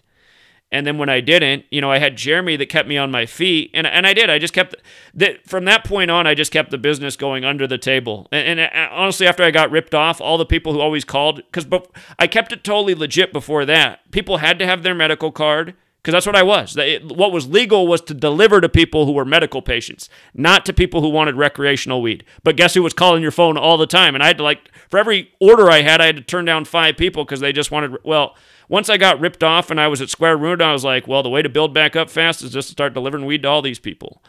And again, feds, I'm just kidding. All this story is fiction.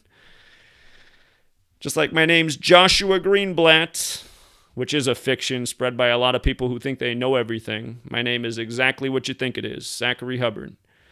But yeah, the other part of the story is my neighbor. And this is why my sister thinks I'm crazy, because, okay, when I moved into the house I did, it was at the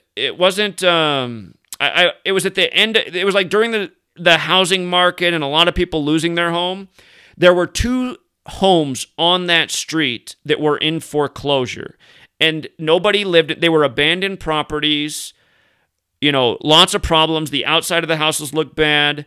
The landscaping was a huge mess. Just homes that people didn't want to buy. Homes that needed a lot of work.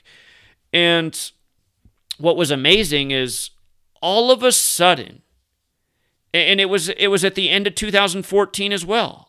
It was like, or not the end of 2014. It was like at the end of 2013.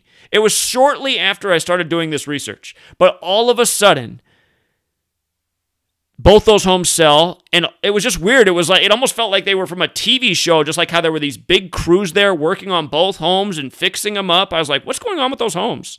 Like, redoing the landscaping, just fixing up the whole homes, and then 2 different units move in. A man and a wife move into one of the houses, and then a younger couple that have like a 12-year-old daughter move into the other, and I just thought it was like a coincidence, and I was just like, wow, that's amazing how that happened at the same time. And like, did they collaborate? Did they have people like what was that? They just like fixed up those homes so quick and now people live there all of a sudden?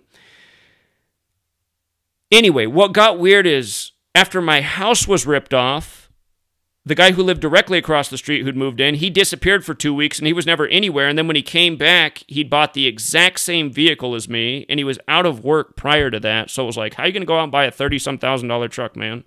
Doesn't make any sense. And the exact same one as me right after the house gets ripped off. And then there was other things about that. But then it was Christmas Eve 2016 that the other couple who had moved in that same week that just seemed so weird that it ended up being them that had crashed through my house. So the 2 people who moved into the 2 foreclosed homes that got fixed up like in record time and all of a sudden people live there. A year later, one of them is part of the burglary of my house. And then 2 years later, one is crashing through my house on Christmas Eve. So I was like, okay, are these normal people who moved in here? Or did these people, is this like part of some like federal surveillance? Like literally. And I don't know that that's true, but it all seems so weird. What are the odds of these things happening? So anyway, just for even bringing up that question, my sister thinks I'm an absolute lunatic. And it could just be a big coincidence. But it sure does seem like a really big coincidence, not to mention the car who crashed through the house. That came days after another popular YouTuber uploaded a video on their backup channel called Umbrella Man, where they wear a black and white checkered mask, where they told me to watch out for Christmas Eve, and I better know the numbers for that day. Not to mention that was Christmas Eve while I was 33 years old, So,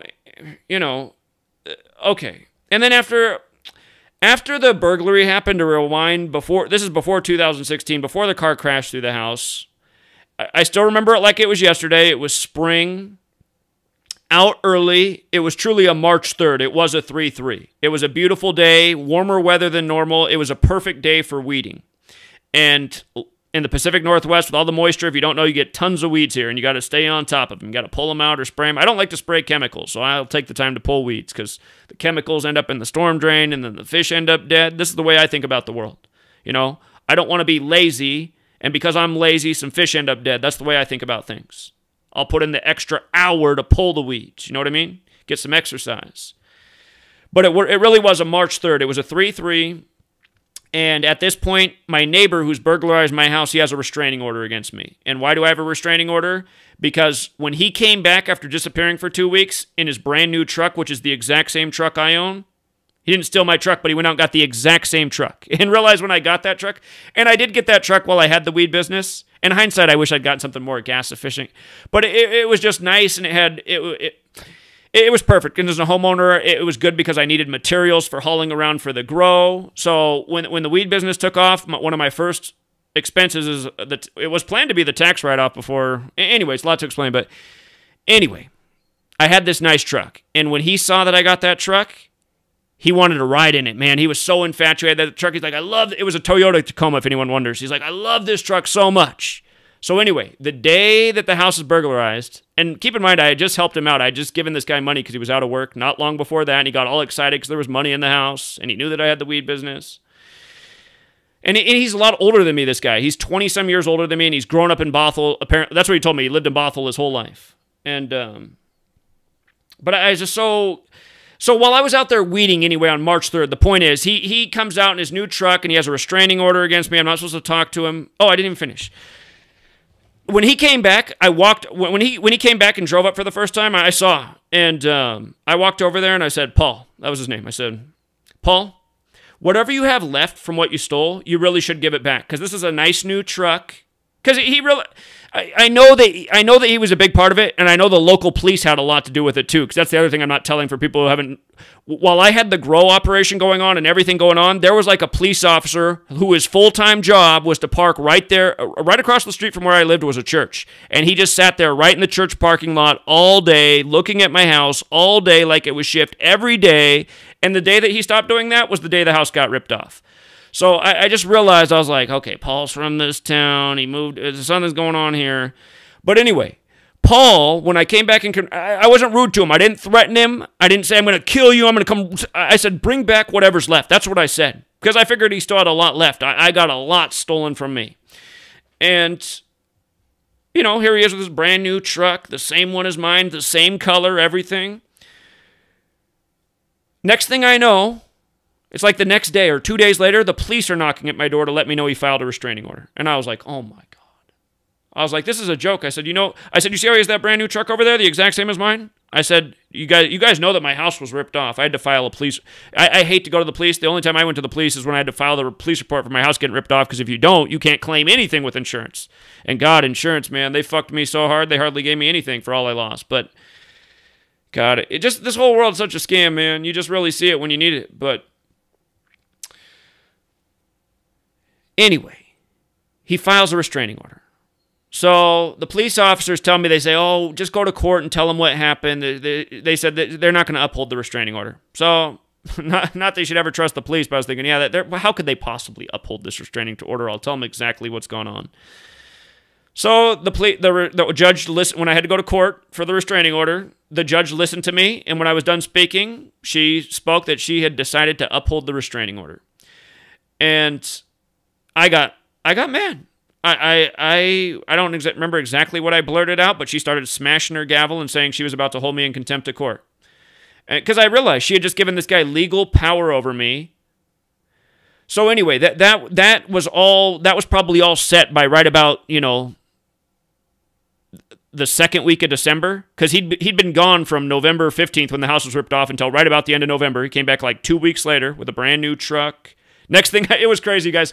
Next thing you know, they're doing all these home improvements. They put in this nice new type of front window, delivery truck up, furniture being delivered to the house. It was so insulting, you guys, because it was just like, wow, I'm paying for all of this shit. And in a different world, you guys, I'd handle this totally differently. But by the way, for the record, you guys, I'm not just throwing this out there. For the record, this is true. Paul went to church every Sunday. Paul was a Christian, okay? He knows everything. And that I got to be honest, but in the time he was getting as neighbors, one time he asked me if I wanted to come to church with him, and I said, that's very nice, and I said, I'd think about it. And I let him know that I was raised Lutheran, but now I was kind of just more of a person who was just spiritual and lived by the golden rule, take care of the neighbor. I said, you don't have to worry about me being a bad neighbor. I said, you ever need anything from me, I'll be right there for you, man. Happy to clean your gutters. I saw he was 27 years older than me. That's the thing, too, about this guy. I cleaned this guy's fucking gutters for him 2 times, you guys. Loaned him money, and he does this to me, at least part of it. But then all this time I started to look back, I'm like, are these agents living across the street from me? Are these even normal people? How does one guy rip me off and fuck me like this and do this, and the other one crash through my house on Christmas Eve? These are true facts, you guys. These are true stories. And my sister, just for even saying that, will think that I'm absolutely insane for questioning it. Because I've never asserted that that's exactly what went on, but I just have a feeling it is something that it's not too far from that. But here, okay, so anyway, he has this restraining order, right? So come back to March 3rd. I'm outside weeding. So that day, I'm weeding. Imagine I'm out in the yard. I'm down on my knees. I'm picking out the weeds. I got mud on the knees, the hands. And he stops. He lives right across the street. Pulls out in the truck, same truck as me. Stops, rolls down the window, does a little tap on the horn, and I look up at him, and he flips me off. And I thought, wow, what a motherfucker, man. He hadn't done anything quite like that. He'd been waving at me and shit in the months up to that as he drove by in the truck, you know, being a little cute ass. But on March 3rd, he flipped me off, and I was like, what the fuck, man? He's doing this on 3/3, seriously? I said, it's possible this could have happened on another day. It does happen to be the day I'm out here weeding, but to do this to me on 3/3, to tap the horn and then flip me off. So what I did is, okay, here's a lie. I guess I called the police that day. I called the police, and I just filed a report. I said, listen, you guys have given my neighbor a restraining order who's ripped off my house, who's taunting me. I said, could somebody come over here and talk to this guy and tell him to leave me alone? Could somebody give me some legal advice on how I get rid of this fucking restraining order? I didn't expect a phone call back, but I just wanted to document in case anything ever did happen. Well, it was 4 days later. 4 days later, it was I weeded March 3rd. For those of you who don't know, in the Pacific Northwest, we used to have a rule. We didn't have a sunny day until July, but in recent years, the weather's changed here like a lot of places. We've had nicer springs, sun breaks. So it was March 7th. We got another sunny day, and today was perfect to mow the lawn. So I'm outside mowing the lawn. Well, who comes out while I'm mowing the lawn? Resident dipshit Paul. And Paul starts talking to me from across the street. Now, I know I'm not supposed to say anything back to him because I have a restraining order.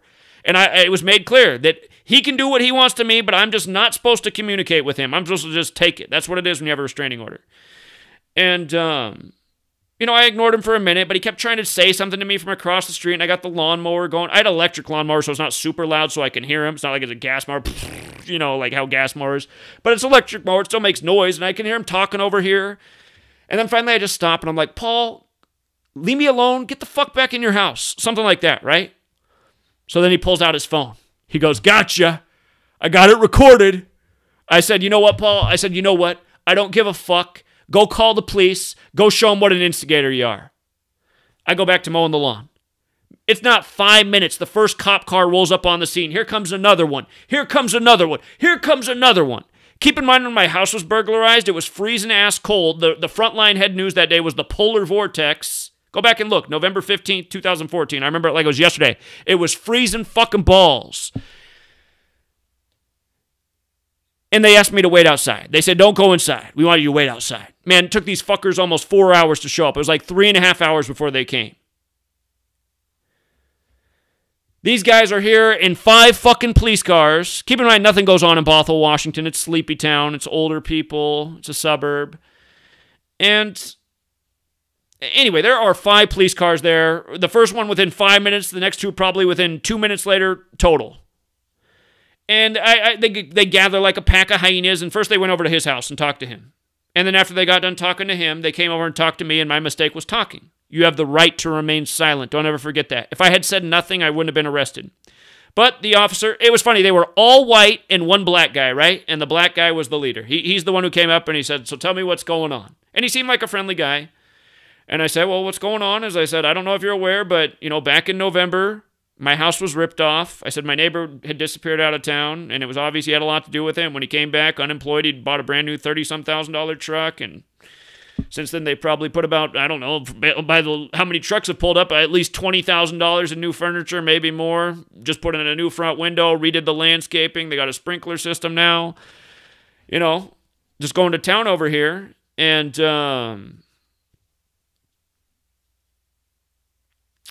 he said something like, so did you talk to your neighbor?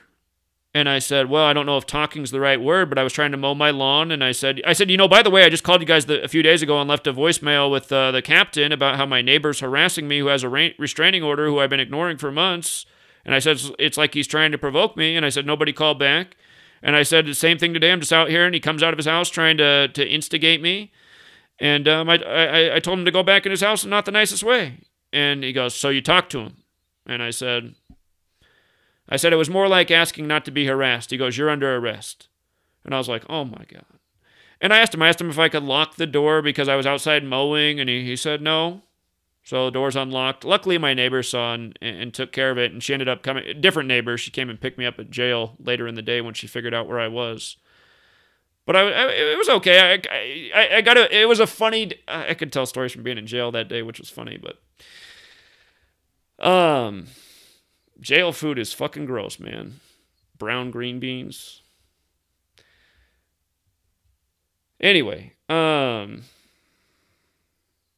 so, but that's not where it ended. So I got arrested, right? And then when I came back that day later, the same neighbor who picked me up, when I got back from jail, the first thing I did was took a shower.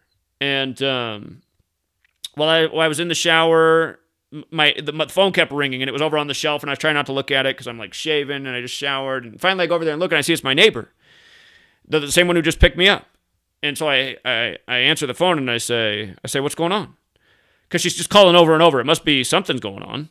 And she goes, Zach, look out your front window. She said, there's guys just standing in front of your house just holding guns. And I was like, what?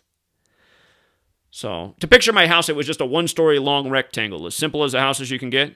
It wasn't a trailer park. It had a foundation and stuff. It was just simple home, probably built at the end. What was the year on it? 1960 something, built in the 60s. And anyway, so I look out the window, and she's right. There's a truck parked outside and a group of guys, and then moments later, another truck pulls up with guys, and they're just standing around in a group in front of my house. Not all of them were holding guns. Some were holding guns. And now the thing is, where I lived, if you look into the closest shooting range to Seattle, it's probably the one in Bothell, which was about a mile from my house. And, I didn't know who any of these people were or why they'd all be gathering on that corner and just walking around in front of my house, some of them holding guns. Never seen anything like it before. And the way my neighbor felt about it was like Paul's friends or some kind of intimidation. But I'd never seen those trucks at his house, and I didn't recognize any of these people. And she's like, you should call the police. I was thinking maybe you already called the police. So anyway, I guess I did end up calling the police that day too. So I called the police, and I said, listen, I just got out of jail, and now I have a group of people standing in front of my house that are holding guns, and I don't know if they're here for me. So who shows up? It was like 2 hours later. Realize they were there for me, 5 different police cars in like 5 minutes flat, mowing the lawn, telling my neighbor to leave me alone. After the police report, he shows up 2 hours later. And by the time he shows up, there's nobody left there anymore. And what he says to me, it's the same black officer who arrested me. He's still working. I was like, what is he working, a double shift? So he shows up all by himself this time. And he says, there's nobody here, Zach. He goes, you're wasting my time. He goes, I could take you back down to the station. And I said, had you gotten here in 5 minutes like you did to arrest me, I said, you would have seen a bunch of people here. And he goes, I just don't know what to think or something like that. And I said, well, how about we go over to my neighbor? Because I said, honestly, I was just taking a shower. I didn't even know they were out in front of the house when they were doing it. My neighbor called me because she was all freaked out. So then we walk over and talk to the neighbor. And she says that it's true. And then I forget what he said about just like, well, like it was no big deal. Or anyway, before he left, what he said to me is he goes, if I were you, Zach, it's probably a sign you should move somewhere else. And I thought, oh, okay. I should move somewhere else. And, at that point, I already knew what I knew. Because the weekend before I got ripped off, it was obvious it was like the police or the feds. Who the hell else can possibly know where I'm driving to? Only someone who's reading my text messages, because that's the only way anyone could, unless they can read your mind. But I'm responding to people who are ordering, who are calling. And I did orders by text, by phone.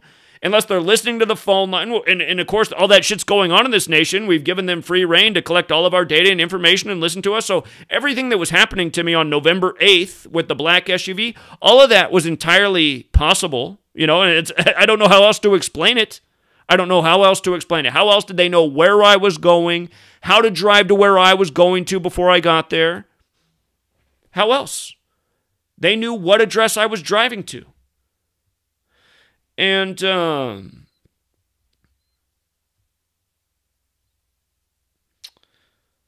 but yeah, anyway, it's just like, I think that's gang stalking. I think even those fuckers that moved in there now, I think that was part of gang stalking. I think I sent off some red flags all over the world when I started posting about this in 2013. Holy shit, somebody finally sees what we're doing halfway.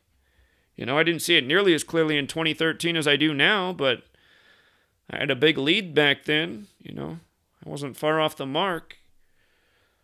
So, yeah, and I mean, it's been more than that, too. It's been getting crazy, weird stuff in the mail for a long time, and the FBI coming here, and I had a weird thing at this house since I moved to Yakima. Came outside one day, and somebody throwing rocks all over, damage to the house. You know, rocks just everywhere. Someone took all the rocks from the side landscaping and just threw it everywhere. At the house, all over the grass, picking rocks out of the lawn for all day, you know? It's just like, what the hell? So, I mean, there's been a lot of shit. I mean, there's stuff I forget that happened. So, you know, your friends don't talk to you anymore. All these things contribute. It's like, man, the world fucks with you. People abandon you. People treat you like you're crazy. You lose your business. So, yeah. And you know what? The one thing to my credit is I never stop. So, I never let them make me stop. Because, and again, it's because I told myself something. I told myself something in 2012. When I started to establish that weed business, I said, I'm going to make this work. I'm never working for anybody again. I'm tired of working my ass off for people and then fucking me over. Or making me do some dishonest shit for their business. Because that's how it is. That's how it is in the workplace. You get fucked over. You're made to do dishonest stuff. That's just the workplace just creates those scenarios. I don't want to be doing any of that. You know, I want to be my own boss. I want to take care of the customers the way I think they should be taken care of. I want to take care of the employees the way I think they should be taken care of. I want to be a cool boss. So if somebody has to have a boss, at least their boss is cool. So, you know, I was doing it. Everything was going great. And it felt, like I told you, on my 31st birthday, like right before a lot of it really went south hard. It just felt like everything was lining up, like the stars had aligned. And sometimes I look back and I say, man, did I do something wrong? Is that why it all went wrong? Did I do something wrong? I mean, maybe I did. Maybe I did something wrong. So, I'm not saying I know what that is, but I don't know. Maybe you just do things in this world and maybe you don't realize it. You know, I had this girl that really liked me when I first moved to Seattle. A beautiful girl. Her name was Katie. And she was cute and fun. And, you know, we were out with friends and we were drinking. And I didn't even realize what I did. We were drinking and I made a joke about abortion, right? It just trying to be funny. Not like trying to be mean or like make abortion bad or anything like that. It was just like, so, you know, usually I'm funny. But, you know, sometimes funny people cross the line. And I think people did laugh at whatever I said. But all of a sudden I realized, I was like, hey, where's Katie at? And someone was like, Zach, Katie started to cry as soon as you said that. And she left and he's like, look, she just sent me this text message about what you said. And I was like, I just felt so bad. Like Katie just hated me after that. And what I found out is Katie had an abortion, right? And I didn't know that about Katie. It happened when she was younger. But I didn't make it like a joke about abortion moms. I mean, she took it really heavy because she'd had an abortion, right? So it was real to her. It was probably a personal pain. And I still don't even remember exactly what I said because I was drinking and just out having fun and didn't realize that there was going to be a consequence to that comment. But that's just the point I'm making is sometimes you do things and you don't even realize what you've done. And had he not been there and had the text message and been friends with Katie, everybody else was probably too drunk in the moment to even realize what had happened either. But I'll tell you what, I haven't made any jokes about abortion ever since. So now all I talk about is how abortion was made the law of the land on January 22nd by the Supreme Court, and gematria abortion equals 122, like satanic. And I don't think people who've had abortions are satanic at all. I think Abortion is a consequence of this evil world, which you could call a satanic world that we live in. And again, when you're exposing that it's the society of Jesus, not to say that that means Jesus is bad, but the society of Jesus who's behind all this encoding, you start to realize why things are done the way they are. Especially when you realize things like how they control the Supreme Court, which is undeniable. But, yeah, and I guess maybe that's sometimes the thing about being an individual too. Maybe there's too much of being an individual. Sometimes maybe because all things are good and bad, right? Maybe sometimes there is a thing about conforming a little bit to the group. You're in a certain group where like there's certain cultural expectations and they're okay. Maybe just to preserve that group, it's okay to be that way in that group. You kind of filter yourself back. There's a time and place for everything, so...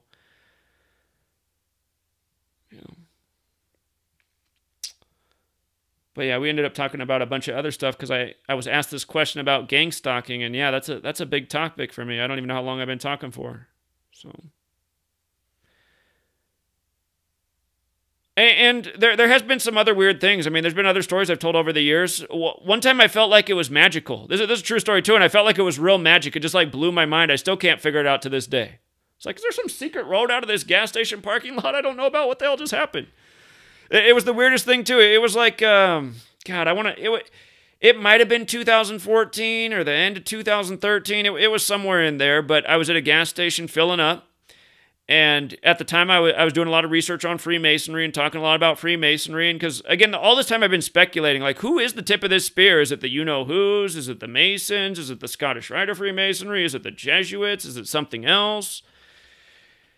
And, but I was at a gas station filling up, and while I was filling up, I noticed this big, fancy, nice white truck, just beautiful truck, just everything, the wheels, just the way the tint's done, just everything looking nice on this truck, just clean.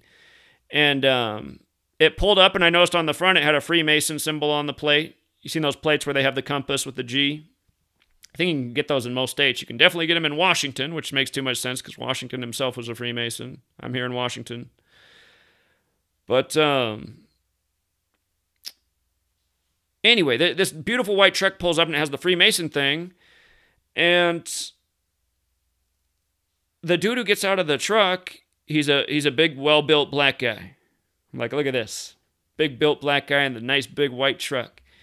And because, masonry, black and white. So it just seems so perfect.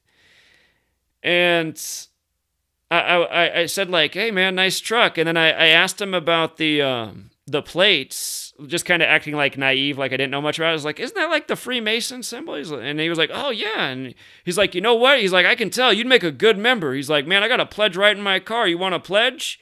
And I said, I would love that. Thank you. And I said, I'll look into it. And I didn't have any intention of joining, but I was just curious. And I was like, oh, cool. It was the first time I got to see the Freemason pledge. And I'm sure I could have looked it up online, but he gave it to me. And then, there's a form, and then there's a way to become a Freemason. You need a reference. He was saying he would be my reference.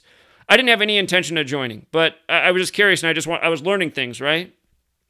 And what was weird is I noticed that after he gave me the pledge, he just went back in his truck, right?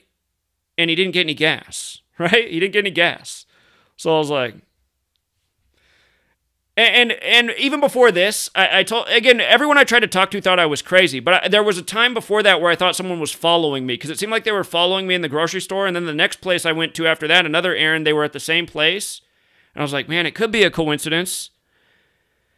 But this was shortly after that too, right? So this was also kind of on my mind, but what was weird is when I left the parking lot, so the way this parking lot is like you can go out to the left or you can go out to the right, and just depending on which way of the road you want to catch. The whole front thing is blocked off because they don't want direct turns off that road. It's a busy street, right? And because the street's busy, they don't want people turning off that road into the gas station, so there's streets that go on both sides of the gas station where you can go out on those, and then there's a stop sign if you want to go this way or this way, right? So anyway, I pull out and I'm going my way, and when I pull out to go my way, I just look back in the rear view just to see like if he's going to get out of his car and get gas. I look back and his truck's not even there. And then I was just like looking around. I was like, okay. I mean, it was possible he went out the other way and just like hauled ass out of there. But I was just back at the stop sign, right? And I left before him because I'm pulling out of there. And I just want to look back because I'm like, is he going to get gas? And I look back and his truck's not even there. And I was just like, okay, what is going on? And, I mean, it was just like, it was so weird. And I don't know, it's just weird things happen too. I was like, was I trying to be recruited that day? Because, I mean, he just complimented me. He's like, you'd be a perfect Mason. Now, if you look into Freemasonry, they do want young people because they say Freemasonry is a dying breed. A lot of lodges hardly have any members. They have no young people. They just have the longtime members. They have no fresh blood. So I could see why he would recruit somebody who'd even recognize it and ask about it. I mean, that could just be why. But it just, the thing was, I know he didn't get any gas. And how the hell did he disappear so fast? It really did feel magical in the moment. My mind was just blown. So that was weird. And yeah, I know there's been other shit. I got so much weird stuff in the mail at the old house. Now I get weird stuff in the P.O. box. Okay. So the same troll. Again, you guys, for people who don't know, for those of you guys who don't know this about me, search names of people in the truth community and see how many of them have a Rationale Wiki page. Rationale Wiki is a bullshit site that just lies and slanders people. The types of people who have a Rationale Wiki are Alex Jones, David Icke, what's that, Mark? There's a Mark guy that has a huge following. People with really huge followings. Well, yours truly has had a Rationale Wiki page for, I forget how long I've had it now, 3 years? I'm on that list, even though I have such a small following. You know, does Brian at High Impact TV have one? No. Does Richie from Boston do any? Does The Scariest Movie Ever? I'm talking about channels that have hundreds of thousands of subscribers in the truth community who've been here longer than me. Well, Brian hasn't, but the other ones have. They don't have pages, but I have one about me. And when that page was first written is when my Patreon started to take off and people were joining to get sports information, right? So if you've never been a member of my Patreon, a lot of people have become members and have been deterred and left because it's constantly trolled. There's people that spam there all day, 24/7, 365. And I don't know if it's 10 different people or one person with 10 accounts or 2 people in a CIA building or an FBI building that work around the clock in shifts. I don't know what it is, but it's been trolled nonstop constantly. And the one thing thereafter, more than anything, is the work I do on sports. Just constantly posting that I'm a fraud, and gematria has nothing to do with sports, and I'm a liar, and just constantly spamming this, just constantly, just like how I make this thread, and Steve's, if we go down, he's probably posted it 10 more times. And who could say I lie about my sports picks? I mean, my shit proves itself. I predict it before it happens, it happens. I mean, I don't know who's lying. I've said in recent years, it's become a lot harder to call the daily games, and I think that's because for 5 years, the mainstream's been aware of me. USA Today wrote their article about how I called Super Bowl 50 in October dead on everything. They wrote that January 2016. You know, that's coming up on the 5-year anniversary next month. So the cat's been out of the bag for a while. I've been under the watchful eye for a long time. But the one thing I'm trying to point out to you guys is the thing that's the most after me, they hate what I expose about sports. And you know why? Because sports are one of the most important things in the mind control. You wonder where the men are who should be standing up for their rights and fighting back for their freedom? You know where they are? Pacified on the couch, drink in hand, snack in hand, with their sports game. Because that's all they need, as long as they have that. Everything else is tolerable. They like watching Kevin Durant, the 7-foot wonder, you know. Right now they're dreaming about it. Just, you know, maybe we got to wear masks all year, but just give me that Durant-LeBron finals. I want to see that. That's how it is for a lot of the men in this country. It's all they need. You know, they don't even need a girlfriend anymore. They got like 5 million girlfriends to choose from each night. Drink, smoke, beer. Pretend their hand is something else. Sports game. They're okay. And, yeah, I've been fucking up the sports game, man. I've been fucking with the multi-billion-dollar industries. And then they want to come call me the liar? Please. You guys are straight frauds. You're on my page. You're on my platform harassing me 24/7, 365. The only people harassing me are you guys. Everybody else seems to be happy. So, you guys, I'm like a presidential candidate, it seems like, with just attack ads going against me. That's how it's felt like the whole time I've been here. You know, hardly anyone to help out. So many people to talk shit, spread false rumors, accuse of stuff that's not true, you know. Okay. Let's read some more comments. The majority of people in this world are fucking morons, says Patrick. I've laid out numerous riddles and undeniable truths relating to gematria, and people who I thought had a fraction of intelligence just don't want to hear it. I used to think my sister was a really intelligent person until 9/11 happened. That's when she really changed. Not a question, just frustrated with how stupid society is. I hear you, man. Steve spamming the troll. Hey, Zach, I am starting to be able to predict things using the code, like the Chiefs game and some other stuff, but I am curious how consistently extra normal synchronicity is for you, and if you have heard that others have overly synchronistic experiences. Like, I see all these signs all the time. Well, if you were just listening to what I said about my 31st birthday, man, I mean, that's just, I could tell you all sorts of stories. Ever since I learned about this, again, when I first was learning about this and trying to figure out why anyone would be coding numbers into words, because it just seemed so stupid to me. I was like, why are they doing this? Like, what is this about? I didn't know about Kabbalah, and I guess I didn't really understand Hermeticism and vibration, and I hadn't thought enough about spell and spelling. But when I was looking into this, I read all sorts of stuff, and, you know, I thought a lot of stuff sounded like hocus pocus, but I realized it's not. I mean, there is something to numbers and vibration and how numbers come at you. And again, mind, you know, the first rule of Hermeticism is that all is mental. Like, the mind can achieve what the mind wants to achieve. And I know that that's absolutely true to a lot of regards. I mean, all things have their limits. Well, maybe you shouldn't say that. It seems that way, at least for a while, until the limit's broken. But, yeah, I just know how often, you know, I'm focused on a number, and then it seems like that number's coming to me. It's like, whoa. So there's an organic side to it, no doubt about it. Steve the Troll. I'll read Steve the Troll's comments. Are you and Sweet Lady fighting? Why do you keep talking about sex? You see, you can see what bothers the trolls. Because more than salt and pepper, got to talk about it, man. No, we're not fighting. Things are great. Things are great. Sweet Lady doesn't mind if I talk about sex and stuff. She'd probably rather not hear about me talk about my past sexual experiences, just for all the reasons, you know, I'd not really want to know the same thing about her. But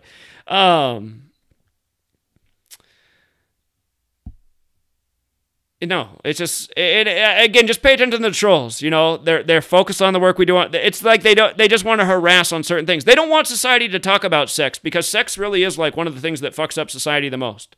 Here, since Steve brought it up, again, just to go back to what I said the other day. You think about human anatomy. If you believe in God the way God made us, if you believe in just like the Big Bang and everything happens because it's the way it's supposed to be, and that's just science or whatever you believe, there's a reason that God made us the way, or the Big Bang made us this way, or whatever you believe, because I don't know.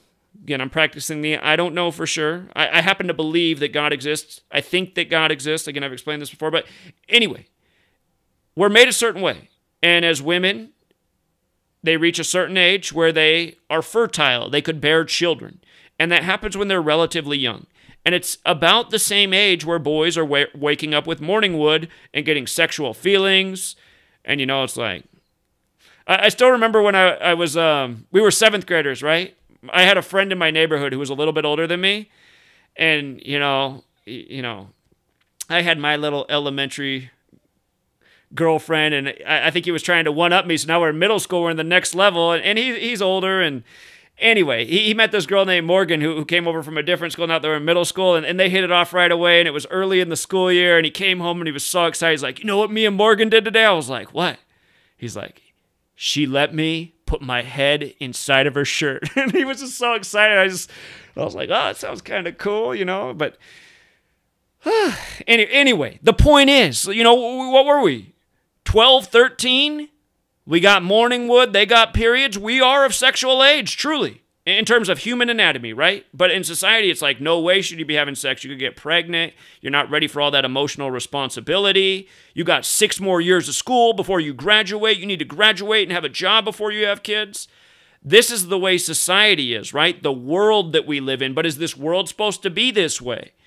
And again, why are people so unhappy? Why are so many teenagers in that group? Why are so many teenagers so depressed and anxiety and already taking meds and having all these bad feelings? You guys, it really could be because the way God made us is that we are supposed to find that young love. And maybe we really are supposed to be having sex that age. And yes, maybe even procreating because, you know, we're supposed to be out having family and raising youth and growing food and maintaining the community and shelter and having family. Maybe that really is how it's supposed to be. It seems unfathomable in this world to be talking about, you know, having a significant other and raising a family at 12 and 13. But really, as people, we have the faculties. I could have easily been out building, growing. You know, at that age, for the little kids, I remember when even before I was that age, I was helping the younger kids in my neighborhood learn how to ride the bicycle, be brave, take off the training wheels. I love to teach the younger kids, teach them how to dribble, shoot, catch, throw, you know. So, I mean, by that age, you have the faculties to help raise people younger than you and take care of what is. You look like a young baby, but again, it seems like this is the way we were made.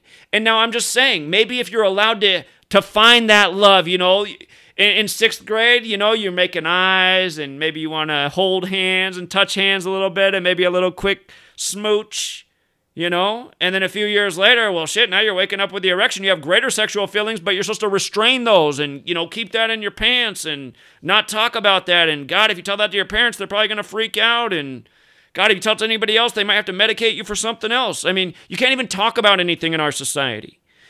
And I'm just saying, like, maybe if we were allowed to be the way we're built and what our body tells us and the feelings we have for other people, maybe that's the way it's actually supposed to be. And then, you know, maybe it's normal for 13-year-olds to be finding that significant other and, you know, having sex and enjoying that at that age. It does seem young. Even me saying this, I'm just like, is it supposed to be that way? But I guess when you think about it, the body is that way.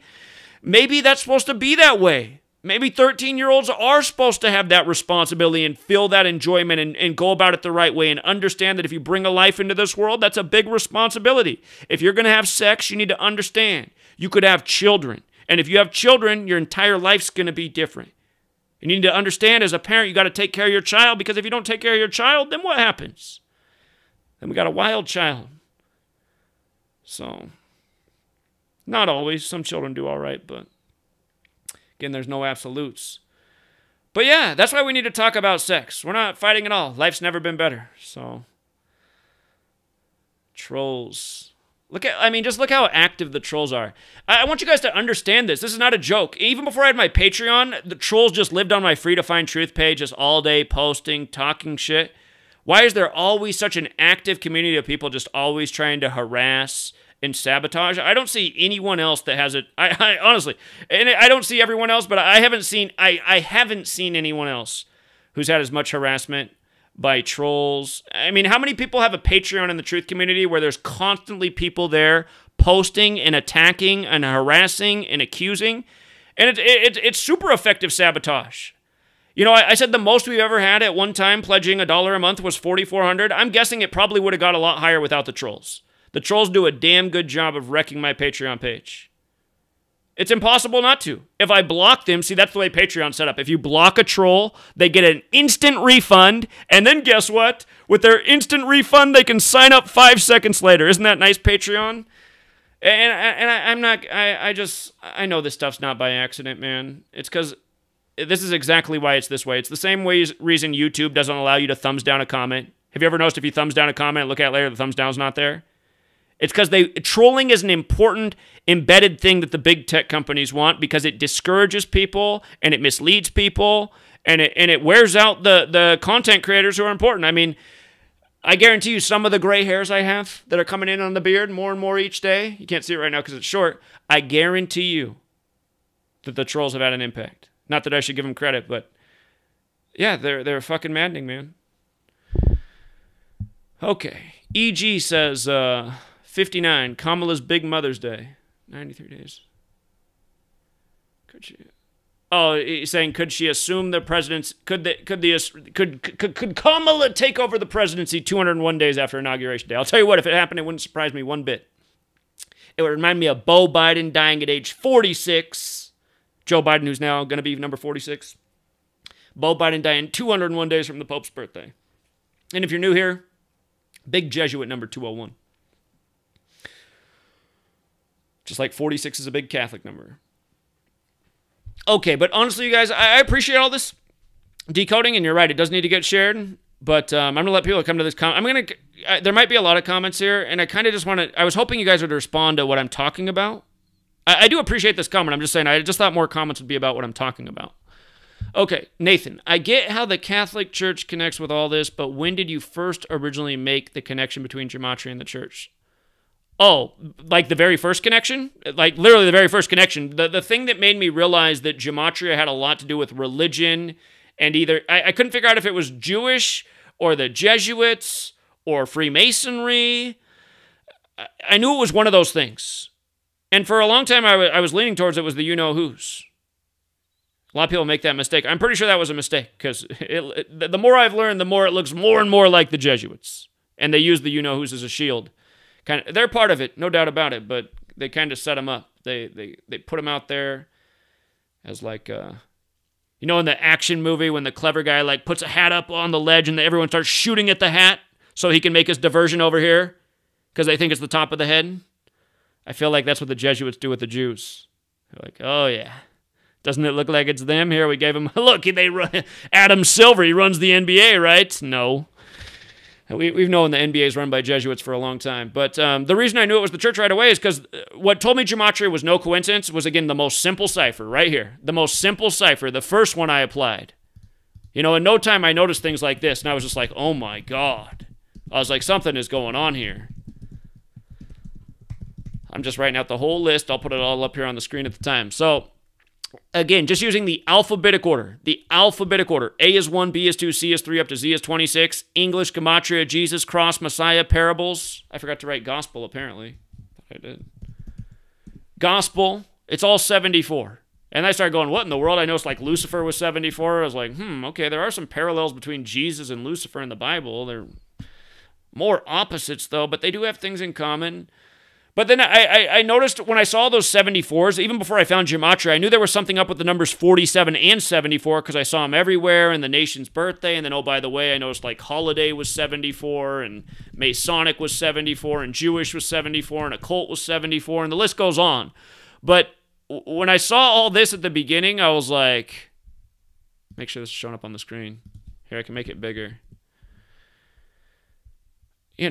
When this is the kind of, before I had a blog, I did everything with pen and paper and a notebook, and I would share things on Facebook. And eventually I just deleted my whole Facebook because everyone was just making fun of me and it was driving me nuts. Because I'd print out a list like Jesus, cross, Messiah, gospel, parables. And I'd say, look, they all equal 74. Don't you think that's interesting? Kind of like how we're a Christian nation. And holiday also equals 74, and that means holy day. And, Jesus, holy day, 74. And, again, people would respond. Again, there were 2 girls out of the, however many Facebook friends I had at the time, 150, 200. I didn't have a crazy long list, but it was something like that. There were only 2 people who ever complimented anything I shared. Everybody else was so mean, thought there was something wrong with me. And it was just so frustrating. It was like, okay, do these people not understand probability? Doesn't it seem like there's something to that? And the nation's birthday, 7-4 as well. And then the only other cipher I knew at the time, and this is where I'd respond back, I'd say, well, check out this cipher. I'd say, I learned about both these ciphers, and isn't it weird that in the other cipher I know, when you write out Independence Day, it's 74, the alphabetic order, the rules of numerology? The more I asked and tried to make a point, the crazier they thought I was. And it just felt like always. It just felt like, God, I'm the one coming with the logical points and information, and I'm being called crazy always. I hate this. But, yeah, that's why at the beginning I knew that religion was a big part of it. And it just all started to make a ton of sense to me because, like, oh my God. Okay, they're coding this all over the media. The government's doing rituals with this. It's in the religion. I was like, this is exactly what I've been seeing since I was 12 years old. These are the things that control everybody. Oh my God, the controllers are using this language. That's how it was. But then I couldn't get anybody else to see that. Well, except for the 2 girls. And honestly, the reason those 2 girls probably thought it was interesting is because I know that both of them liked me in the past. One I knew from elementary school, and she had a crush on me when we were in 3rd grade, and, didn't consider my girlfriend, but just like, what was funny is she was the girl, I'd never heard the word Hispanic before 3rd grade, and I grew up around Mexicans everywhere, right? But I'd never heard this word Hispanic, but it was her. Her name was Iris, and she said, Zach, are you Hispanic? You look Hispanic. I'm Hispanic. And I was like, of course I'm Hispanic, because I wanted to be just like Iris, right? I mean, she was cute too, and she was nice to me. And that was how I learned the word Hispanic. And all those years later, because I was 30 years old then. How old was I in 3rd grade? I was 9. So 21 years later, we still know each other barely. The last time I saw her was in high school. It's another person. I guess it's like that for a lot of us. Just like people just, from the past, they're your Facebook friends. You haven't talked to them in forever, but they're on Facebook, so you can kind of see their lives. But she thought it was cool. And then this other girl who, I know she had a thing for me, and she was a pretty girl, but never mind. I'm not a bad person. She had a boyfriend, and she was into me, and I told her, you got a nice guy, and I like your boyfriend. I said, you stick with him. He's a winner. So, anyway, for all of you who think I'm a bad guy, if you knew, when I was a kid, a word I wanted to know one time that I saw somewhere and I didn't know what it meant, and I asked my teacher. I think it was like fourth grade. Mr. Moody. Integrity. I want to know what the word integrity meant. It was new to me, and the way he explained it was Mr. Moody. The way he explained it was integrity is the things you do because it's the right thing that nobody will ever know you did, and. Yeah, so I was like, and I like Mr. Moody too. For people who don't know that story, I had Mr. Moody for 4th and 5th grade because something happened to my 4th grade teacher the year I had her. She got real sick, and so they had to disperse the students from her class to other classes, and some of us tested out of 4th grade, so I got sent to 5th grade. But then they kept me in 5th grade for the next year too, not because I was dumb, but just because I was already young. So I got the same, I essentially didn't have 4th grade, and I had 5th grade twice. And I had Mr. Moody both years. And that was good for me because Mr. Moody was like the OG truth seeker. Mr. Moody was telling us shit like General Motors had murdered the scientist who invented the water car. And I don't even know that any of that's true. But he was saying stuff like that to us and how we needed to investigate and question things in this world. And he also told a story. It's funny because like when you're a kid, like before you... I'm trying to think in 5th grade. Okay, so 5th grade, it was probably the 2nd year of the class. The biggest it's funny, I almost wanted, his last name was, it was very similar, a kid that I grew up with when I went to this elementary school. His last name was similar to Apple. It wasn't Apple, but he truly was like the bad apple. His first name was Nathan. But he just said things like, I just never heard anybody say before. And I think he was, hold on, you guys, give me a second, I need water. I'll be right back.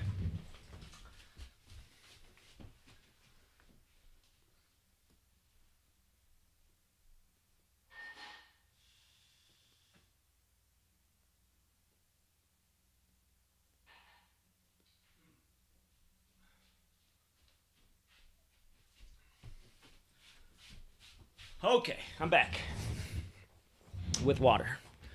Okay, so Nathan, I'm just thinking about this goes back to young people having sex now that I think about it. I'd never heard anybody say anything like this.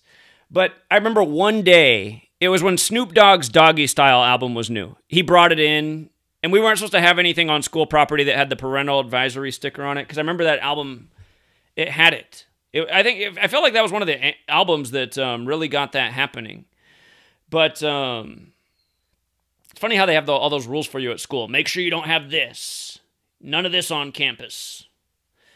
But he had this Snoop Dogg Doggy Style album, and I don't know if he was inspired by the album, but there was a cute girl that was in our class. I can't remember her name, but she was like physically developed early, right? The girl who starts to get the boobs way before everybody else.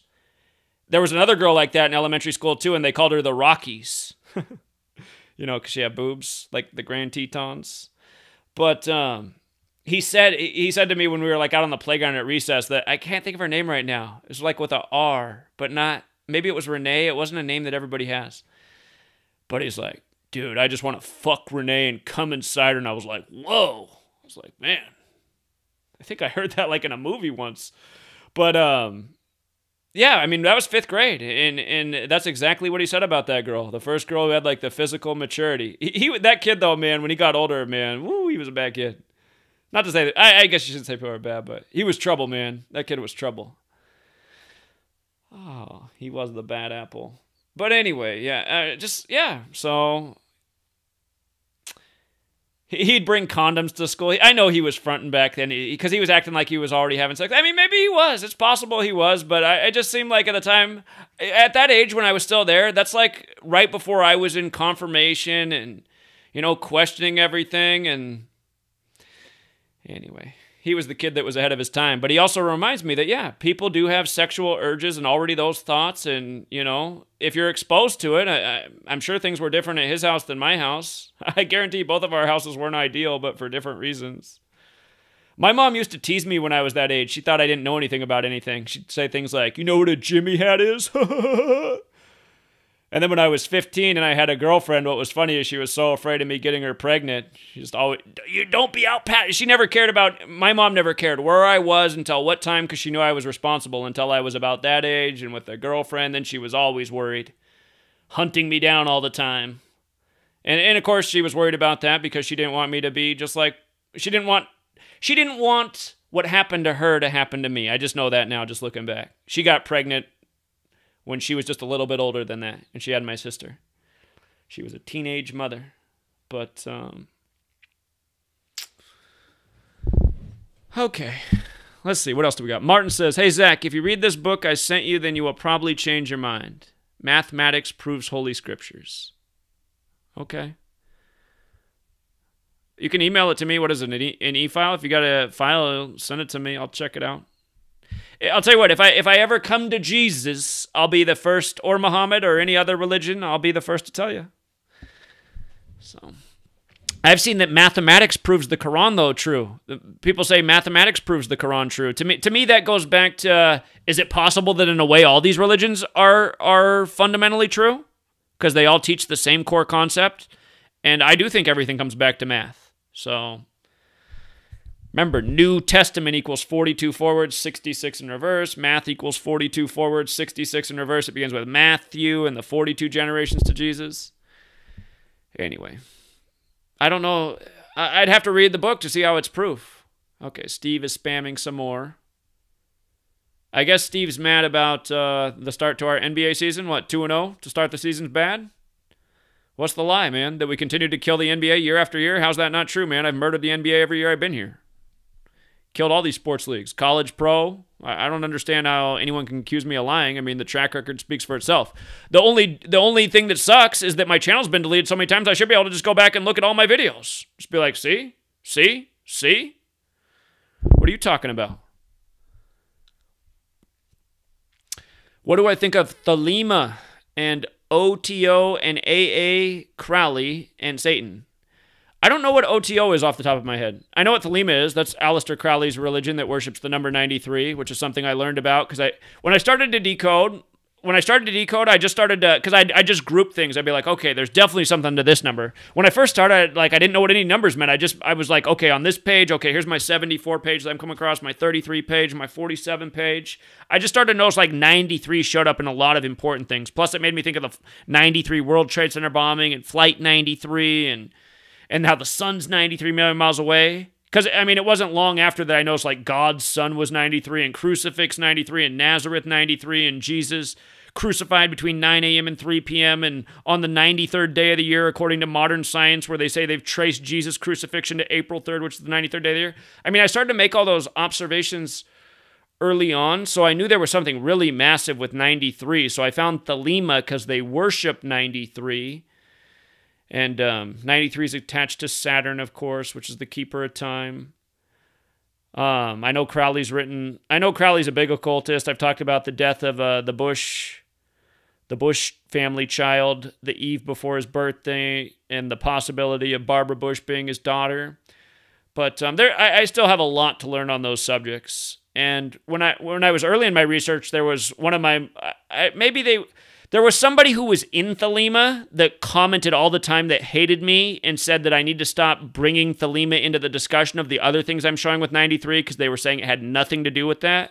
And I said to him, well, I'm not saying that it necessarily does. I'm just putting it out there so people can realize that people are worshiping numbers like 93, and there's probably a reason it shows up in all these major world events. I'm not necessarily saying that it's because of Thelema that the 93 World Trade Center bombing happened, but at the same time, maybe it is related. There's a lot of stuff about the occult that, I bet if you had the ability to live for 1,000 years and learn something new about the occult every single day, I bet you still wouldn't even be close to knowing everything. You know what I mean?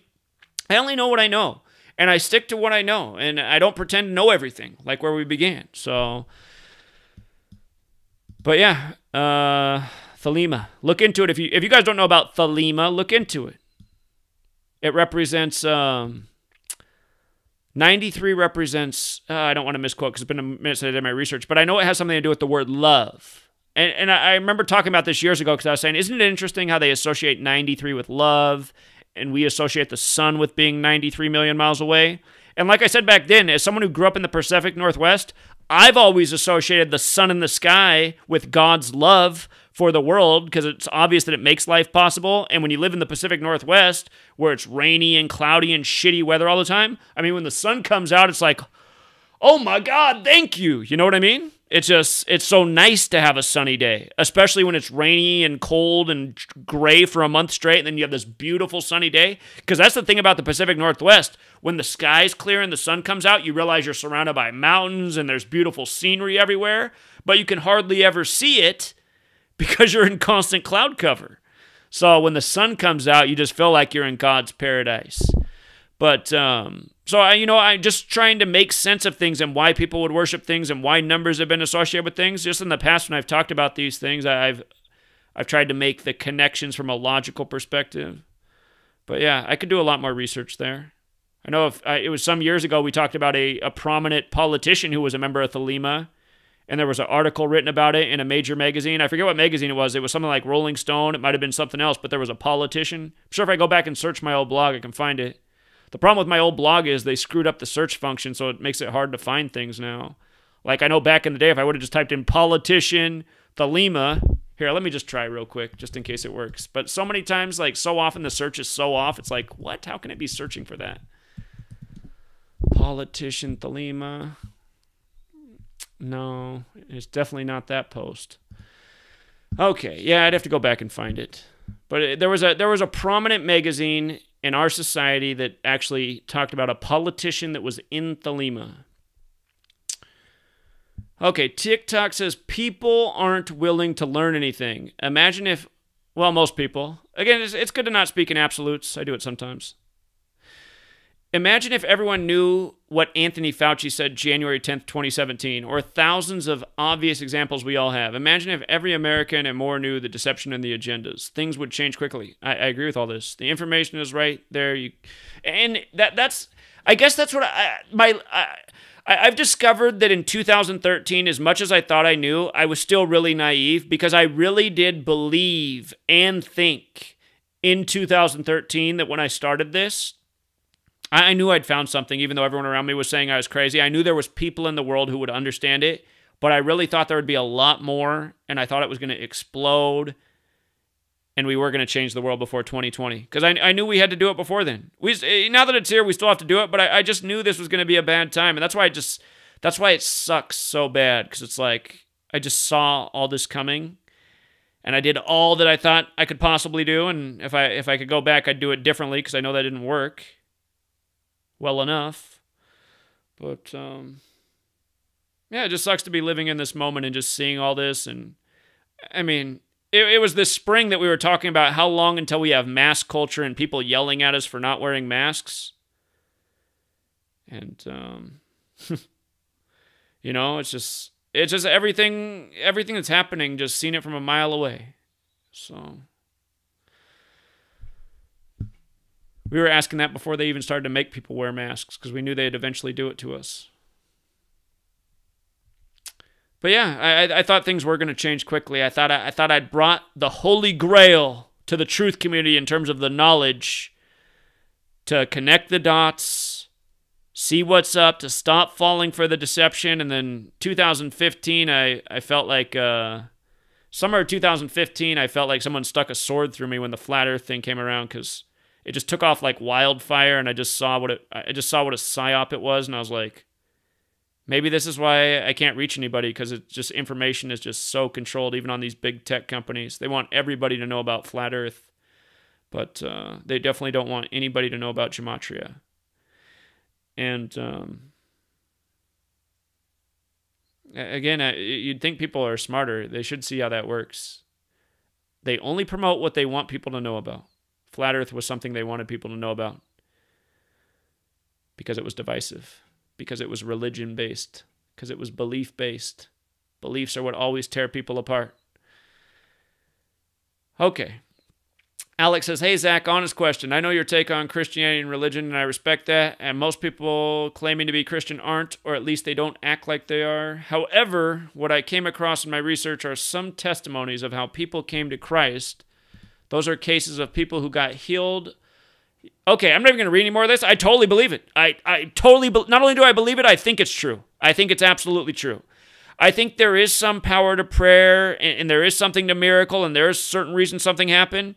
But again, like I said earlier, I think those people could be praying to Jesus, and God doesn't care who you're praying to. God sees that, you're one of his divine creatures. Maybe God realizes, like, the world is not done with you yet. The world needs you for this. I'm bringing you back. I mean, things happen that are just inexplicable. And again, if you pray to Jesus and that happens, well, if it ain't broke, don't fix it. But what the thing that might not be realized is God recognized they're a good person and helped them out. God doesn't care if you believe in Jesus or Muhammad or whatever. That's what I think. So, my sweet lady, sweet lady says she didn't change her spiritual beliefs because of me, but sometimes I feel bad. When her and I got together, she was Christian, and again, that's the thing. I wouldn't say that I didn't like that. Maybe ideally, I wished she wasn't Christian and she just was like me, spiritual. But it wasn't enough to hold me back because I liked everything else about her. She was like-minded on so many subjects. She was funny. She was direct. She was genuine. She didn't hold anything back. She wasn't like any woman I'd ever met before. She's blown my mind, except for the Christian thing. And again, like, a lot of you guys will leave the comment like, sweet lady is what holds you back. That there's a big element of truth to that. Sweet lady does hold me back from doing a lot of things that I want to do. And I'm not going to blame it on her. It's just, I'm not going to do anything to hurt her. It's the way it is. And at the same time, I'm not going to leave her. If she leaves me, that's a different story. Sometimes I think that might happen because she always wants me to quit this because she thinks I'm going to get killed. But I think if I hadn't met her, I might have never figured out the work. I think she's part of the puzzle because when I met her, she really wanted me to read the Bible, and I hadn't read the Bible in forever, and I just wanted to do it to make her happy, and I started reading the Bible again, and it got me going, oh yeah, this is what I used to say when I was a kid. What's up with all these numbers in the Bible? Come on, like, what's this number mean? They just put that in there just for no reason? They just pull that number out of a hat? And lo and behold, in Gematria, Holy Bible equals 153, like the miraculous catch of 153 fish. So does Jesuit order, who coded out our language. But, yeah, I just feel like if I hadn't met her, just none of this would have happened. So I feel like she's part of it, even though, and she challenges me. And again, opposites do attract. I like that some things about her are different. I'm way too nice. She's not, I was about to say she's not nice at all. She's got some nice parts about her. She's sometimes nice, but she's a tough sweet lady, man. She's definitely got some nice qualities. But man, don't get on her bad side. Woo! Man. And she's got stories, man. She got some. You think my stories are interesting? She always tells me I need to write a book about her. She's funny, man. But yeah, without her, I don't think I would have. I don't think I would have figured out Gematria because it all just happened. I know in her longer than I know in this, but just reading the Bible. And thinking about the numbers again, and then next thing you know, Adam lands is 112 pounds is all over the screen. I'm like, this is just like these misplaced numbers. It's like the Bible. What is this? Bible code? What is this crap? And then you figure it out. Oh my God, Sandy Hook equals 112, and Adam Lanza's birthday is the 112th day of the year, and gun rights were taken away in the UK on a 112 date numerology after a school shooting of first graders, just like Adam Lanza and Sandy Hook. Wow, this doesn't look like a coincidence. These are the types of things I was sharing with people on Facebook in 2013 and getting ridiculed for. Oh my God, Zach, you think the Sandy Hook is a conspiracy? That's just how everyone reacts, right? It's because they know everything. They know everything already. It's not possible it's a conspiracy because why? Because the news reported it. The same news that told them we're going to be in and out in Iraq. It's going to be a 3-month war. No big deal. 20 years later, all these lives, all these resources wasted. They're still listening to this media, though. Tells them the biggest whoppers of lies there ever was. Let's just say 9/11 was the truth. Let's say a man in a cave did it. Let's say all that shit is true. There was no conspiracy there, but the lies about the war, Come on, man. Soldiers are coming back telling you that all they're doing over there is guarding opium fields. Next thing, there's abundance of heroin in the U.S. It's a big coincidence. Come on, man. I don't even know how I bounce around to these topics. What am I doing? Okay, let me keep it. It looks like they got it. So this was a question to me that turned into a question amongst the users. Okay, let's just remember when we're on Free to Find Truth. I know you guys, and I'm not the best at this, right? I'm not the best at being nice to people and saying things the right way, but truly, if you're on Free to Find Truth, try to speak with respect to the other person, because think about it. What this is, there's trolls there, like Steve. I'm sorry, I'm going to get rid of Steve. The only people who get deleted from the community are trolls. That's it. So Steve's account will be deleted, of course. And, you know, he'll be like the 6th person deleted. They've all been trolls. Nobody else has been deleted except for trolls. But, again, if you're on this community, unless you're a troll, just try to, again, like I said, if somebody posts something that bothers you so much, like you're welcome to post Flat Earth stuff here. I don't like Flat Earth, but you're welcome to post Flat Earth, all the Flat Earth shit you want on this site. I'm going to pay the bill to host all of your Flat Earth data, because who knows, maybe one day you'll persuade me that the Earth's flat. Maybe one day I'll figure out how the sun can set on a flat Earth, and I'll be like, oh, that was all I needed to know. Okay, maybe you're right. Maybe it's flat. Maybe there's these hidden lands these celebrities are going to. I just don't know. And I'm not going to pretend that I do know, because putting my energy into figuring out those things, if it's even possible to figure out those things, I just know it's not going to help solve the problems of the tyrants who are waging the war against me right now. I already got enough evidence to expose these tyrants and who they are. I just need people to see it so I can put an end to it. I don't need to start venturing out into, is there a giant ice wall enclosing all the water that never melts on this giant flat plain that has these magical sunsets and sunrises every day? But again, I'm not. If somebody's posting all their Flat Earth stuff, I'm not going to start making fun of it. I'm just going to be like, you know, let people explore the Flat Earth. Or if I was going to leave a comment, I might say, could you consider this? I'm willing to consider your Flat Earth, but can you consider this? Can you please try to explain this for me? Just try to be polite and respectful on this page. That's all I'm saying. That's all I'm saying. We're trying to build a community. So that's the whole goal of Free to Find Truth. And I've said this from the beginning. And I said it's going to be hard because I'm sure a lot of the people who follow me, Steve is just, Zach, you just admitted you're a sociopath. No, I'm not lying about anything. What am I lying about, Steve? He hasn't listed a single lie. He just keeps accusing me of lying. No, there's no lying. I mean, but anyway, and if you see a troll on there, don't even get into it with them. Just send me a message. Just say, hey, Zach. And the best way to message me these days, you can message me directly on the site, but admittedly, I don't spend as much time on the site right now because I'm always working, putting out content and videos. And again, I just imagine for those of you guys who have more time and are, you know, you're not so much creating content, but consuming content, trying to link up with people. I really made this page for you. And it's not that I don't want to organize with everybody. I do. It's just, I'm just trying to do what I think is most important to get out the word and keep the movement going and have a place for people to make friends. And because again, that's the other thing for me is I field phone calls all day from people who are lonely. And so it's like, okay, I realize they really want to talk to me because they're lonely and they know that I'm like-minded, but there's other people in this world who are probably closer to them and have free time and probably have more of a time for a relationship, you know. And the reality of this too is like sometimes a nice woman will call in with great information and I'll talk to her for 20 minutes and then I'll go outside. Sweet lady doesn't like when I spend a lot of time talking to anybody, but when she hears a woman's voice, sometimes she starts to get jealous. And she'll say things like, Zach, sometimes I think you're going to leave me for one of these women who are more into your work. And I say, you don't have to worry about that. I'm not leaving you. I said, I'm just talking to her like I talk to any guy. She's calling him with relevant information. I said, you don't need to worry about all that. But just realize that's how it is from my end. It's just like, you know, that I have a life too and I have people around me and it's just, you know, sweet lady feels like I don't give her enough time, and that's probably true. You know, it's probably true that I don't give her enough time because it's so often where she wants to, and I say, I'm going to be right there, and then, oh my God, some news story breaks. I'm like, how am I not going to cover this right now? People got to know. This is the chance to get the word out.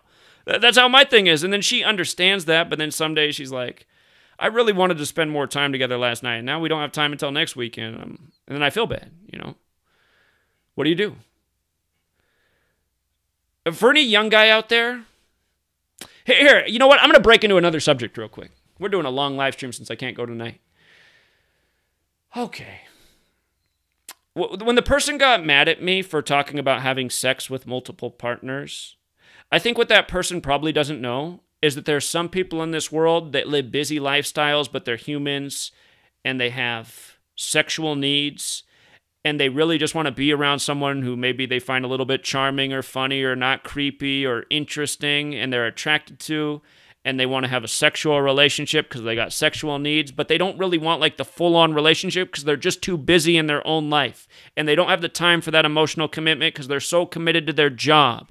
There's so many people in this world who are in that kind of position, and I mean, this might sound wrong, but there's periods in my life where I realized I didn't want to have a girlfriend because I just had too many sexual desires, and there's just too many good-looking women in the world and too many people out there to meet. And sometimes it's nice to just be like a working person who has some cute girls that, you know, you hang out with this girl on this night. And, you know, for a period of my 20s, that's how my life was. Everybody understood what it was. It was like they understood open relationship. We're not committed to each other. We're just not trying to give each other STDs. And, I mean, some people think that's gross and evil, and it could be. It didn't feel gross and evil, and it wasn't bad for anybody, but I'm just saying, like, there's unique situations in this world. And I don't know, unless you've come back from the afterlife and you know everything and you're absolutely certain that you're not supposed to do that and it's only supposed to be this way. I mean, here, case in point, when I worked at a group home and I was going to school and I had another part-time job at a private school, there was a girl one day after work. She asked if I could give her a ride home because she realized she lived close. And on the way back, she asked if I had a girlfriend at the time. And I said, well, not exactly a girlfriend, but, you know, there's some girls that I see. And she's like, oh, so you're in an open relationship. And I was like, I don't know. I said, these girls say that they don't even really want a relationship. They just want to, you know, I guess, a booty call that's cool to be around. But anyway, so she gets in this conversation, then she laughed and she said, well, I'm in an open relationship. Well, she was a cute girl, and I don't got to tell you what happened from there. But, you know, is that wrong and evil? Neither of us were upset about it. I mean, we had a good time. It seemed like everybody was satisfied. So, again, just the person who scolded me for using and abusing women, I don't feel like I've ever used or abused any woman. I feel like everything's been consensual, and I feel like some of you, and again, here I am living in Seattle, Washington, you know, liberal, progressive town, probably a lot more people that are open sexually and stuff like this. You're from some conservative town, maybe this doesn't happen at all in your community. And all I got to say is I don't feel that living this way ever made me evil or a bad person, and so many of you think all that is evil and bad. And I don't keep in mind, in the same time, at the time that was going on, I've quit my evil job, which I would call evil, that paid a lot of money, to work in a group home. I'm doing nice things for children. I'm going back to school so I can teach. And it's not like I'm going and teaching these kids, you know, like, hey, when you grow up, it's fun to sleep with all these women. I'm not going to tell them that. I don't think that's the right thing to tell them, you know. They'll learn that. They'll know what's true to them. And I don't think sexuality is the same for everybody. Some people are really sexually shy and closed off, and some people are really open. And I think a lot more people are shy and closed off because of their upbringing and what they were told is right and wrong. And ultimately, I think, for my personal take on the religion, like suppressing sex, is that it makes a lot of these people miserable and bitter and, you know, just what they are. And it's like, I think there is a element of truth to, man, you need to get laid. Your problem is you haven't gotten laid. That's your problem. I think that's going on all over the place. If there ever really was a school shooter, I bet you if he had gotten laid, he probably wouldn't have been shooting everybody. You know what I mean? And at the same time, I think there's definitely such a thing as way too much sexualization, and we definitely have that going on. Just way too much of it. I also agree with that. You know, maybe part of the reason that I you know, I have a feeling that for thousands and thousands of years, way even before TV and all this stuff, like, men have probably always just wanted to sleep with every beautiful woman they saw because it just feels like it's our nature. But yeah, so okay, coming back to the questions. Evan says, Zach, do you know how the YouTuber do you know the YouTuber Bright Insight? I don't. I think you two are about the same age, and I feel like you two would get along. I don't think he knows about gematria, but based on the content he puts out, he would probably be open to it. All right, let's check him out. Bright Insight. Bright Insight YouTube.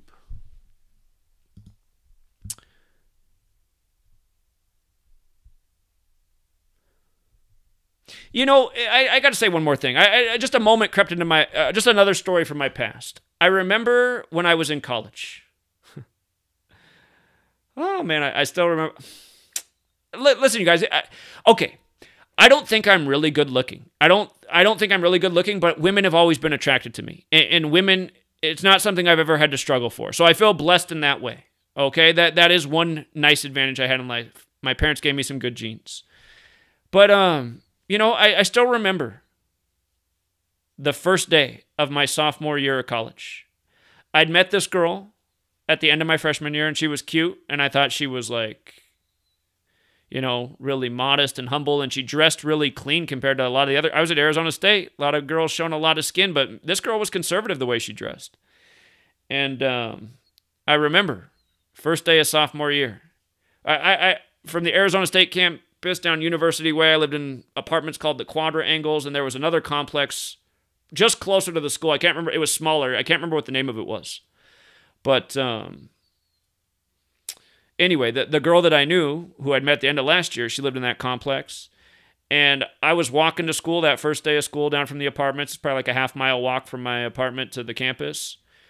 And I was at the corner just waiting for the light to change. And from behind, I don't remember how I didn't hear her, but she just like jumped onto my back and surprised me, right? And then she was just excited to see me. And, you know, I just realized she was real flirtatious that day. And anyway, it wasn't that long before things progressed, just to put it shortly. And again, her and I, we didn't really, you know, ever have like a relationship, but we were friends and we were able to fool around a little bit. And again, I just don't feel like any of this stuff was bad or evil. I just feel like it's human pleasure. You're experimenting, you're learning, you're developing boundaries. So, I mean, again, it's just, for the person who accused me of you know, using women like a rig, it hasn't been like that, man. It's just been, I just feel like I've done probably what most guys would have done in my shoes. And I try to always be a gentleman about it and never a liar. And I don't know. I think sex is probably something we should really talk about a lot more as a society, because I really do think not talking about it causes a lot of problems. And all the, I was going to say false beliefs. What I think are false beliefs, I think they really might be a detriment to humanity. I think a lot of people probably are not getting enough sex, and it's causing all sorts of problems. Because think about it, if we really are supposed to start having sex as young teenagers, when our bodies are ready, when our bodies are telling us they're ready. Because, I mean, for girls who don't, okay, when you start getting morning wood as a 12-year-old, if you don't do something about that morning wood, you know what happens? Next thing, it's not just morning wood, it's now your whole shorts are creamed. And you're waking up and you're like, oh. You know, it's like, oh my God, this is a mess. It's called a wet dream, right?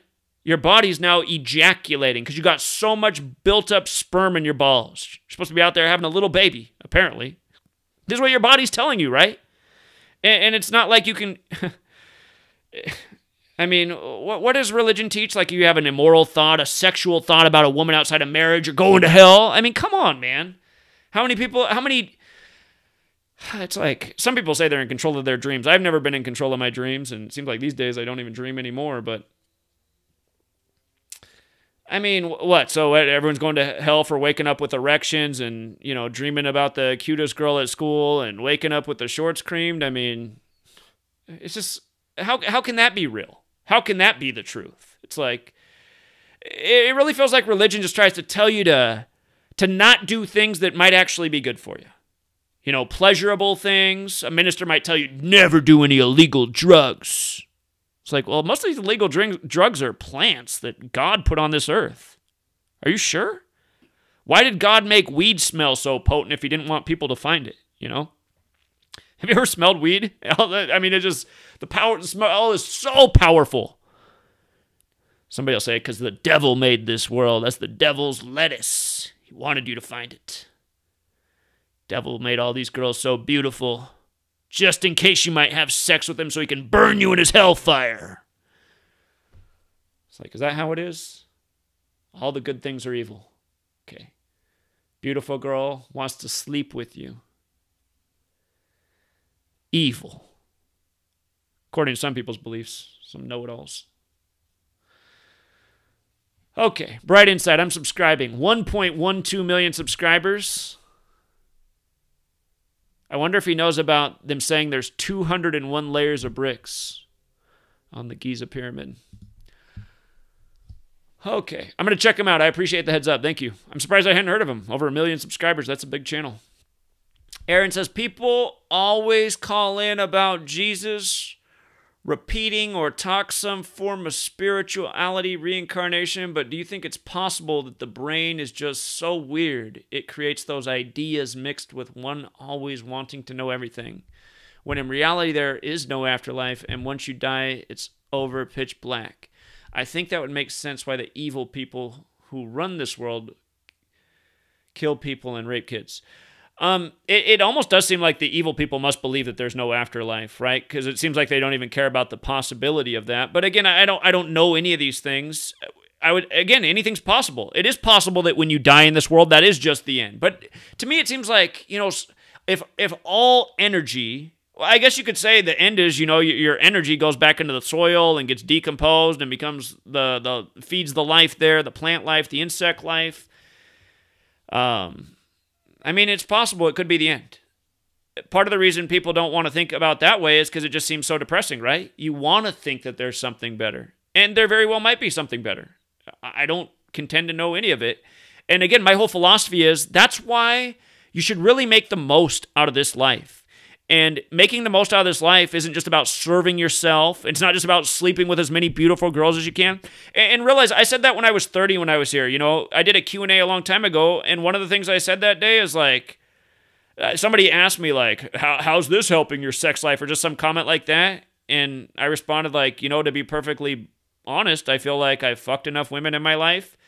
And, I know how great that is, and I could make my life all about that because, hey, who's ever had enough? But I just see that there's more important things, man. There's more important things than just pursuing women all the time. Plus I have a beautiful woman and a good relationship. So, and that's sad that some people have a beautiful woman and a good relationship and they don't appreciate it. And that's not enough.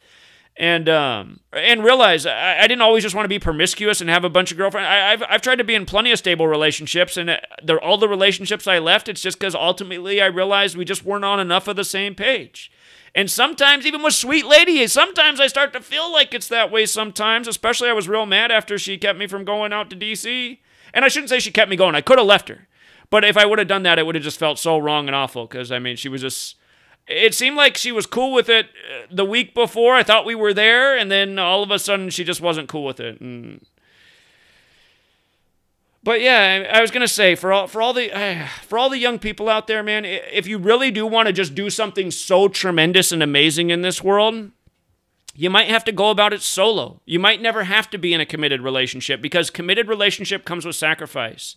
And when Sweet Lady and I got together, I didn't realize that gematria was going to come into my life, and speaking out as much as I do.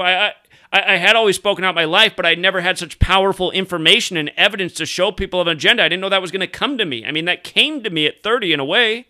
And then once I found it, I felt like it was my responsibility to educate people about it and share about it for the sake of ending tyranny, and because knowledge is power. But I was just going to say, for young people who really want to do something and make a difference, you really might have to be solo, unless you can find the partner that is just like totally on board. And that is a really hard thing to find. And that's why a lot of times people just focus on their work life or whatever their priority. Like, if you want to call this my work life, if I was a single man, I would be able to do more right now than I can do. I am compromised in that regard because Sweet Lady has boundaries, and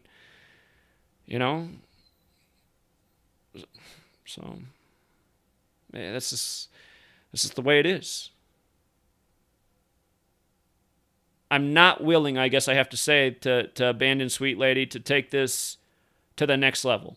And like I've also told you guys, though, the only other way I can get to the next level, part of the reason I say 30,000 people a month pledging $1, guess who gave me that number? Because I asked them what I needed to see, what I needed to see from the community before I could do some of these bigger things. She said that a long time ago. She said, I want to see people supporting you like that. Because if you don't have that many people behind you, then you don't have anything that's going to make any difference, and it's not worth going out there and killing yourself. So why always say that 30,000, pledge $1 a month? Really, that number comes from Sweet Lady. And at the same time, I think what she said is fair. I think that's true. If I don't have a big army around behind me that are willing to do what needs to be done and get out there and pound pavement, and if this work isn't worth 3 cents a day to 30,000 people so we can build up the resources to hire a team of 5 people, have the resources to travel, have a structure, a base, something to build off of, if we don't have that, man, then we just don't have that. I want to say we have that. I want to see that happen. That's the whole goal. That's why I'm here every single day trying to get out the same words, saying the same thing. And I just realized after doing it 7.5 years, it's like I got to switch up my tactics. So I'm thinking about that these days. How am I going to switch up my tactics?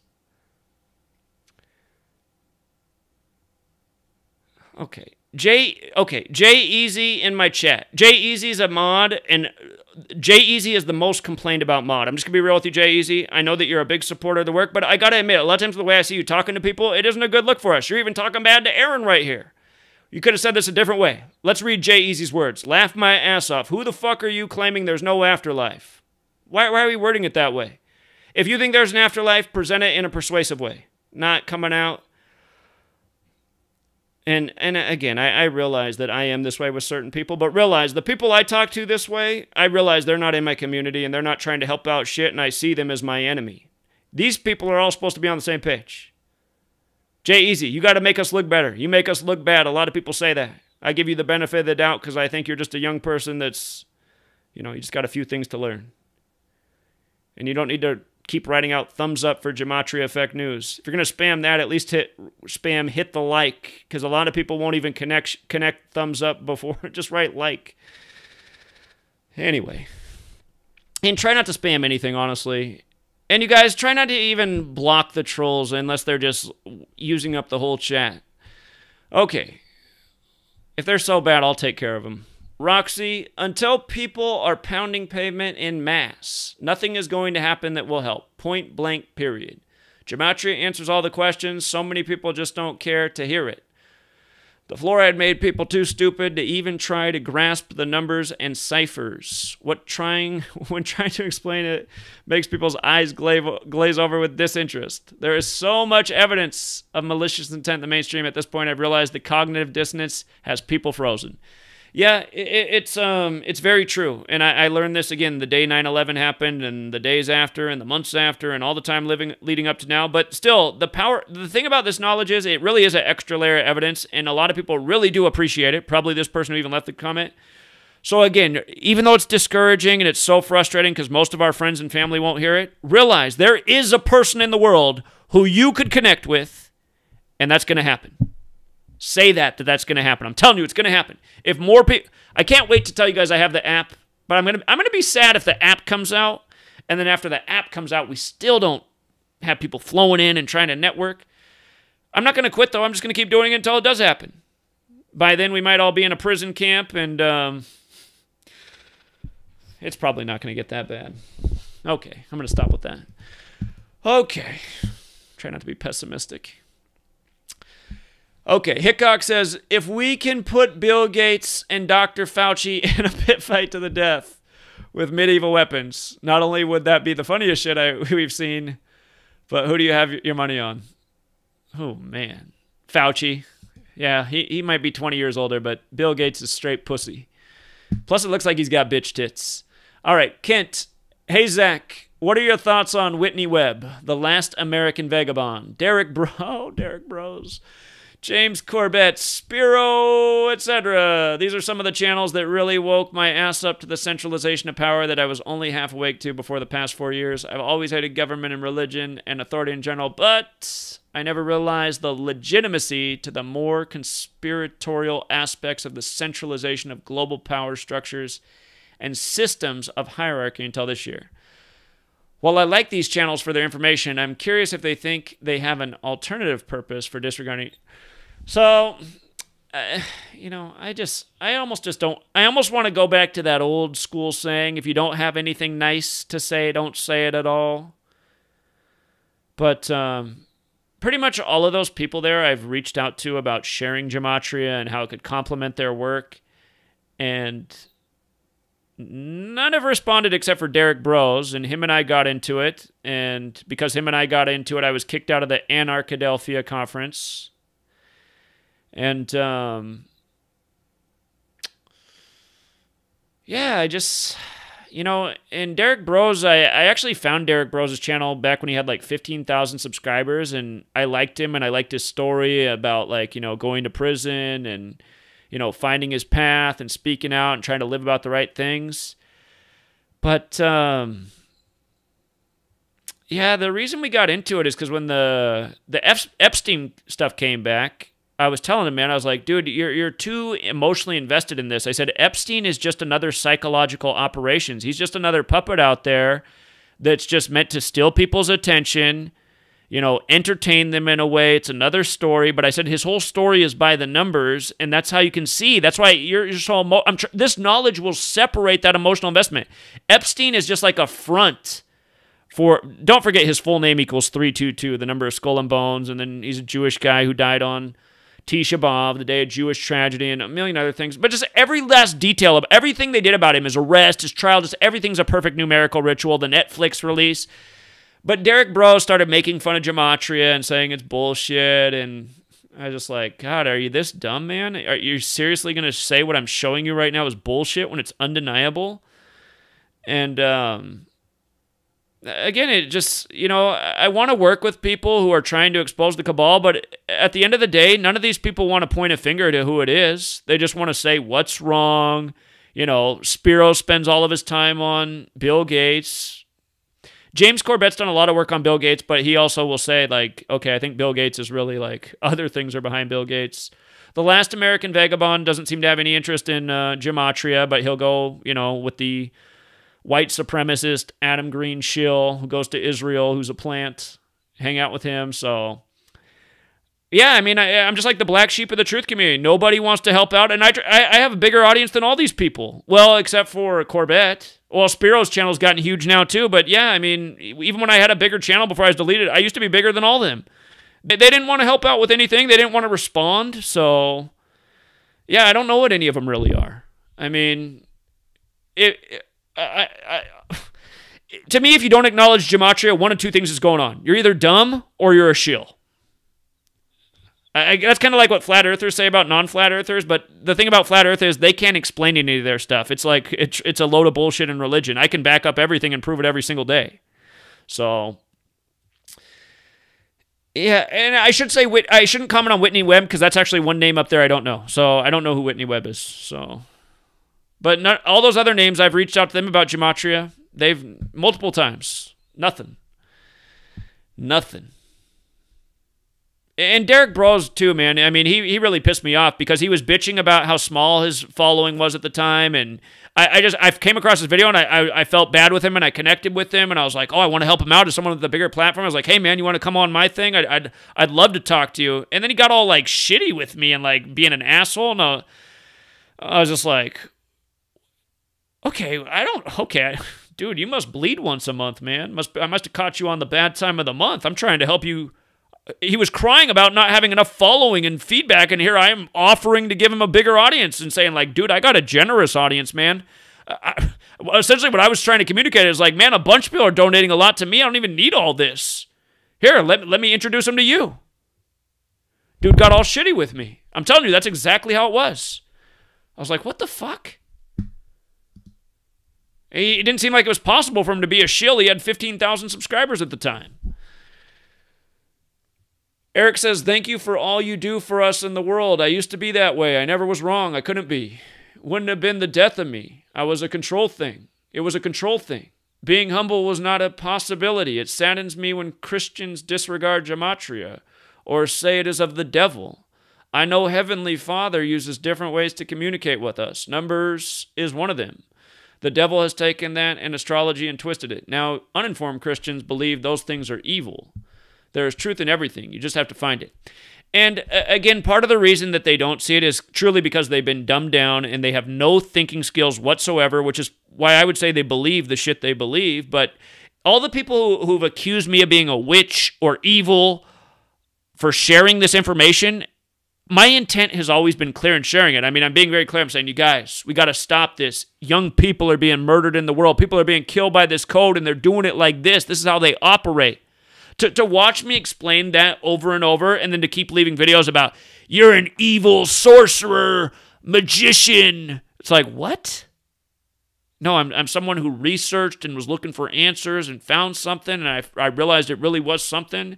And again, for people who don't know, my very first video was a prediction that was correct. And once the prediction was correct, then I came back and made my next video. And we've been making correct predictions ever since. No matter what they write on Rationale Wiki or what the trolls say. It's important that we use actions to spread our truth and try to take down this tyranny, but not everyone is able to. Willing to go out and demonstrate or take part in a protest. What kind of action to help the cause would you do in the position of those people? Well, we talked about this before. You know, if all you're comfortable to do is be in your computer chair and search for content, please also be comfortable enough to share the content somewhere. And maybe you don't want to share it on your social media because you're afraid what your family and friends will say about you, or you can't deal with the ridicule because your skin's not thick enough. Well, then God forbid, go find some other forum on the web and just share it somewhere. Just share it anywhere. You know, Rich prints out business cards with gematria and he just goes and sticks them in windows. Gas station, community bulletin board, he pins it there.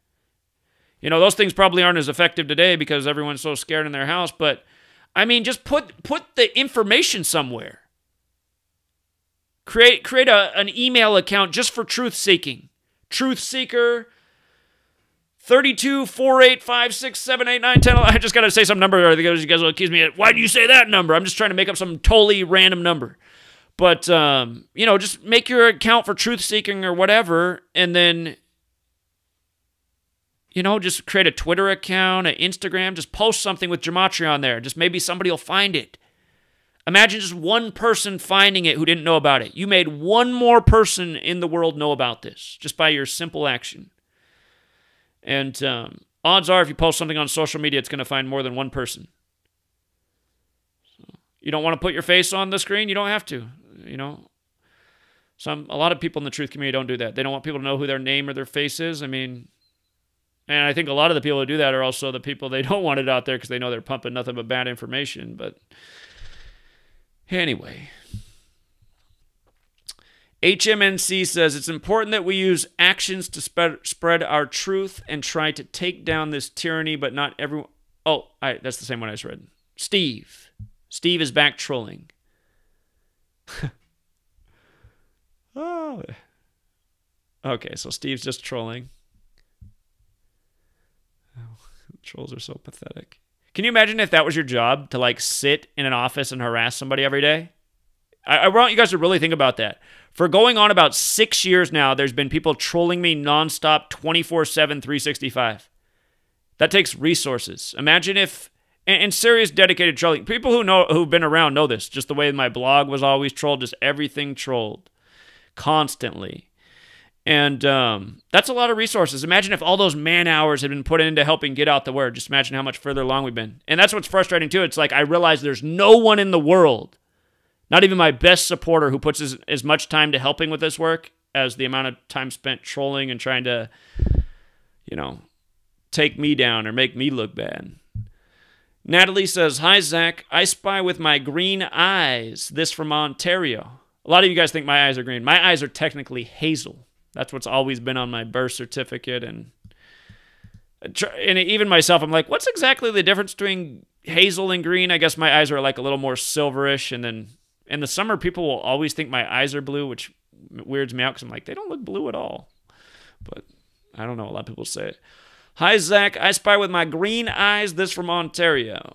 CP24 News. A local news station reported Premier Doug Ford saying widespread lockdown, which equals 201. Second lockdown is coming December 26th. Yeah, how nice.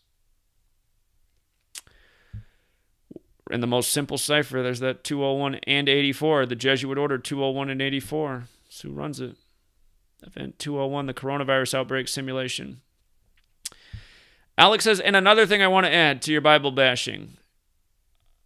Okay, well, if I already responded to one thing, there's other things here.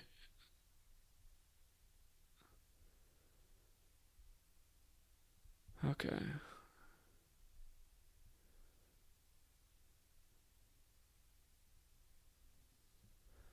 Oh, so Jay Easy, it says, great program currently, unlike Mondays, for example, stating Muslims above Christians. Did I state that Muslims were above Christians? I don't ever remember saying Muslims are above Christians. I think I said in my own personal life, based on what I've seen from Islamic people and Christian people, I've seen better examples in Islam. And he writes, strict Islamic countries have beheadings for apostasy, stone women, hang.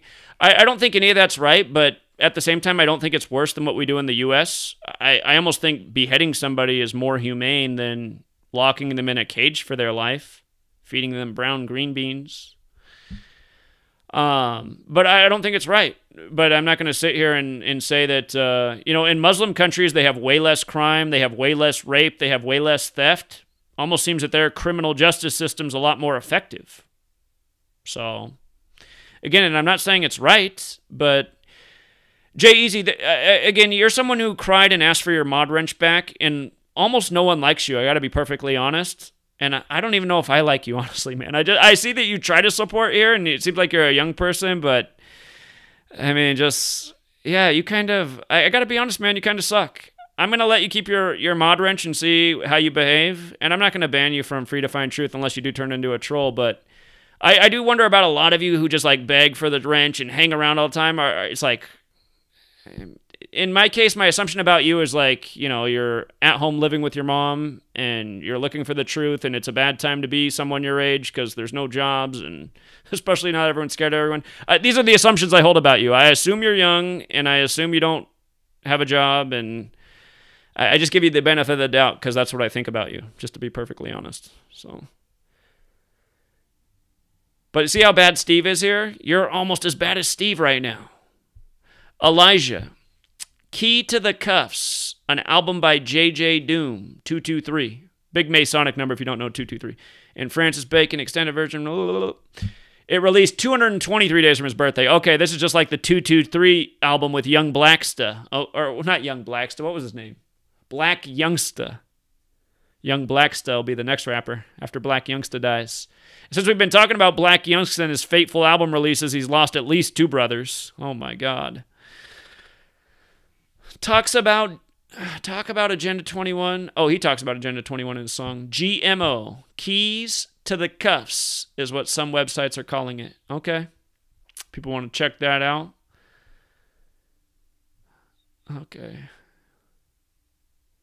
Okay, so Steve just keeps saying that I'm a liar. Okay, Steve, if you're going to keep trolling, I'd actually read one of your comments if you stated out how I'm lying. You just keep saying I'm a liar. I don't know what I'm lying about. Okay, he's fixated on the sex and the sports. Okay. JP says, and you guys, I want to tell a real story about this JP. He used to be a young person, and one time he called into my live stream just screaming the N-word over and over and over and over, and it seemed like he was trolling. And he used to troll me actually a lot, and I just blocked him. But then it was months later, and he wrote me an email, and he apologized, and he said he's not going to act like that anymore. And you know what? Since then, he's been a pretty good contributor to the community, and he's left mostly good comments. I'm about to read this comment. Sometimes he writes things, and I'm like, okay, that's kind of reminding me of the old JP. But the reason I'm saying this is because, sometimes I do believe in second chances, and some of you guys are kids, and you just learn to act stupid, and you come from online culture. I was a teenager too when the online video games things first came out and people were playing online. What I didn't like about it when it first came on is just everybody was calling each other the N-word on there, and I thought, look at all these cowards, man. They're hiding behind some username, playing a video game, just calling people N-words like they would ever do that in public. Anyway, JP writes, people are too comfortable. They don't want to think for themselves, and they just go along with what they are told. Then when they are put into a situation where they have to decide for themselves, they go along with the popular choice. Brainwashed sheep account for 90% of the population, and there's no way to convince those people to seek truth. What can we even do? Well, I have answered that before, and essentially it's going to have to be a well-organized coup, and we're going to have to overthrow this nation and take over the government, and then once we control the mind control devices, which are the media, we can use them for the right purpose to educate people about the truth and to give them real knowledge and real power and real information instead of using these powerful tools of technology to scare them and steer them down the path of agenda. We could, imagine if you turn on the nightly news and it's something that, think about, okay, every day in this nation, there's almost 8,000 people who die from illness related to obesity. That's a lot of things. Clogged arteries, heart attacks, diabetes, all this stuff that comes from, not taking care of your body. Almost 8,000 people a day in the U.S. I think the stats 7,700 that I looked up and showed on the screen the other day. And I realize they give us bullshit numbers all the time, but it's probably true. I mean, there are a lot of very fat people in America. We don't get a lot of takeout. Last night, I went to grab some takeout at a restaurant here in town, and the people in front of me in line were two way overweight couple with a small child who was already pretty chubby for his age, and the mom was getting real mad at him because he kept going down on the ground and touching the floor, and I'm sure she's freaking out with the COVID and her child and all this. But what I noticed was just how much food they ordered, and I was like, okay. 2 parents and 1 kid and all that food. To make a point, they ordered a bunch of items, just huge stuff too. This place gives you huge servings. Like this place for $10 of food there, 2 adults should easily be able to eat and be full for how much food they give you for $10 at this place. And they ordered just all these items. And one of the things they ordered is so massive. Sweet lady and I got it one time, and it was just, her and I couldn't even, we felt gross afterwards too, because it was like heavy Mexican food with cheese and crap on it. We don't eat like that very often, but, on the blue moon. But I was just thinking like, oh my God. Oh my God. But you just see it everywhere, right? Just these huge obese people just ordering all this food. How did I get on this? What can we even do? Oh, yeah. That's the point I was making. If we had a coup, if the nightly news just turn on and just remind people about being this percent over your body weight increases this amount of death, and we're not trying to scare you people, we're just trying to remind you. If you want to lose that weight, this is all you got to do. It's this simple. Just some inspiration, some reminder about some actual health benefits. Just using the truth, not in a fearful way, but just in an informative way. And give them some real information, some things that they can really do that are effective. Have on the greatest nutritionist, the way to break the dietary habits, the addictions, the people that really, that could be your experts. Jake Tapper here with 30 minutes of the best nutrition minds, really helping people overcome these horrible lifestyles that so many are addicted to. And of course, they don't want that. They don't want that. They want to sell you junk food. They want you to get sick, end up in the hospital on the pharmaceuticals. This is big business. But I'm just telling you, man, until the day that we take over the media and we actually get to them on the mind control device, the only one that they listen to, I don't think there's going to be any other way. I've said that a million times. We need a 1 million man march up in CNN. We need 1 million people just coming in peacefully. We're filling up the whole building. We're going to be like sardines in here, and we're not wearing masks either. We're just filling up the whole studio until you put us in. If Anderson Cooper wants to go on the air, I'm going to be like this on his shoulder. Riley's going to be over here, and Teddy, and, we're all going to be right here to talk about it today. It's the 1 million man march filling up CNN. And by the way, there's a 1 million man march filling up Fox News and MSNBC and BBC. Al Jazeera, we're taking over today. Today we're getting the word out about these terrible liars that control our media. Okay. Benjamin says, re-upload the message 2015. I have it. My problem is I have that video. When I uploaded that video, I uploaded it as something else, and then I retitled it the message 2015. I cannot remember what I originally saved it as, and I just have so many videos. And it's like, I remember it was like a warmer month when I did it. It was probably like somewhere between June and July, maybe May. But in that time, I probably put out like 500 videos, and I've tried to find that video. If somebody has it out there, I'd love to watch it again too. But I haven't been able to. I haven't been able to relocate it. Sometimes I think back, and sometimes I think my biggest mistake is that I put out too much content. Can't even go back and find some of my most meaningful videos.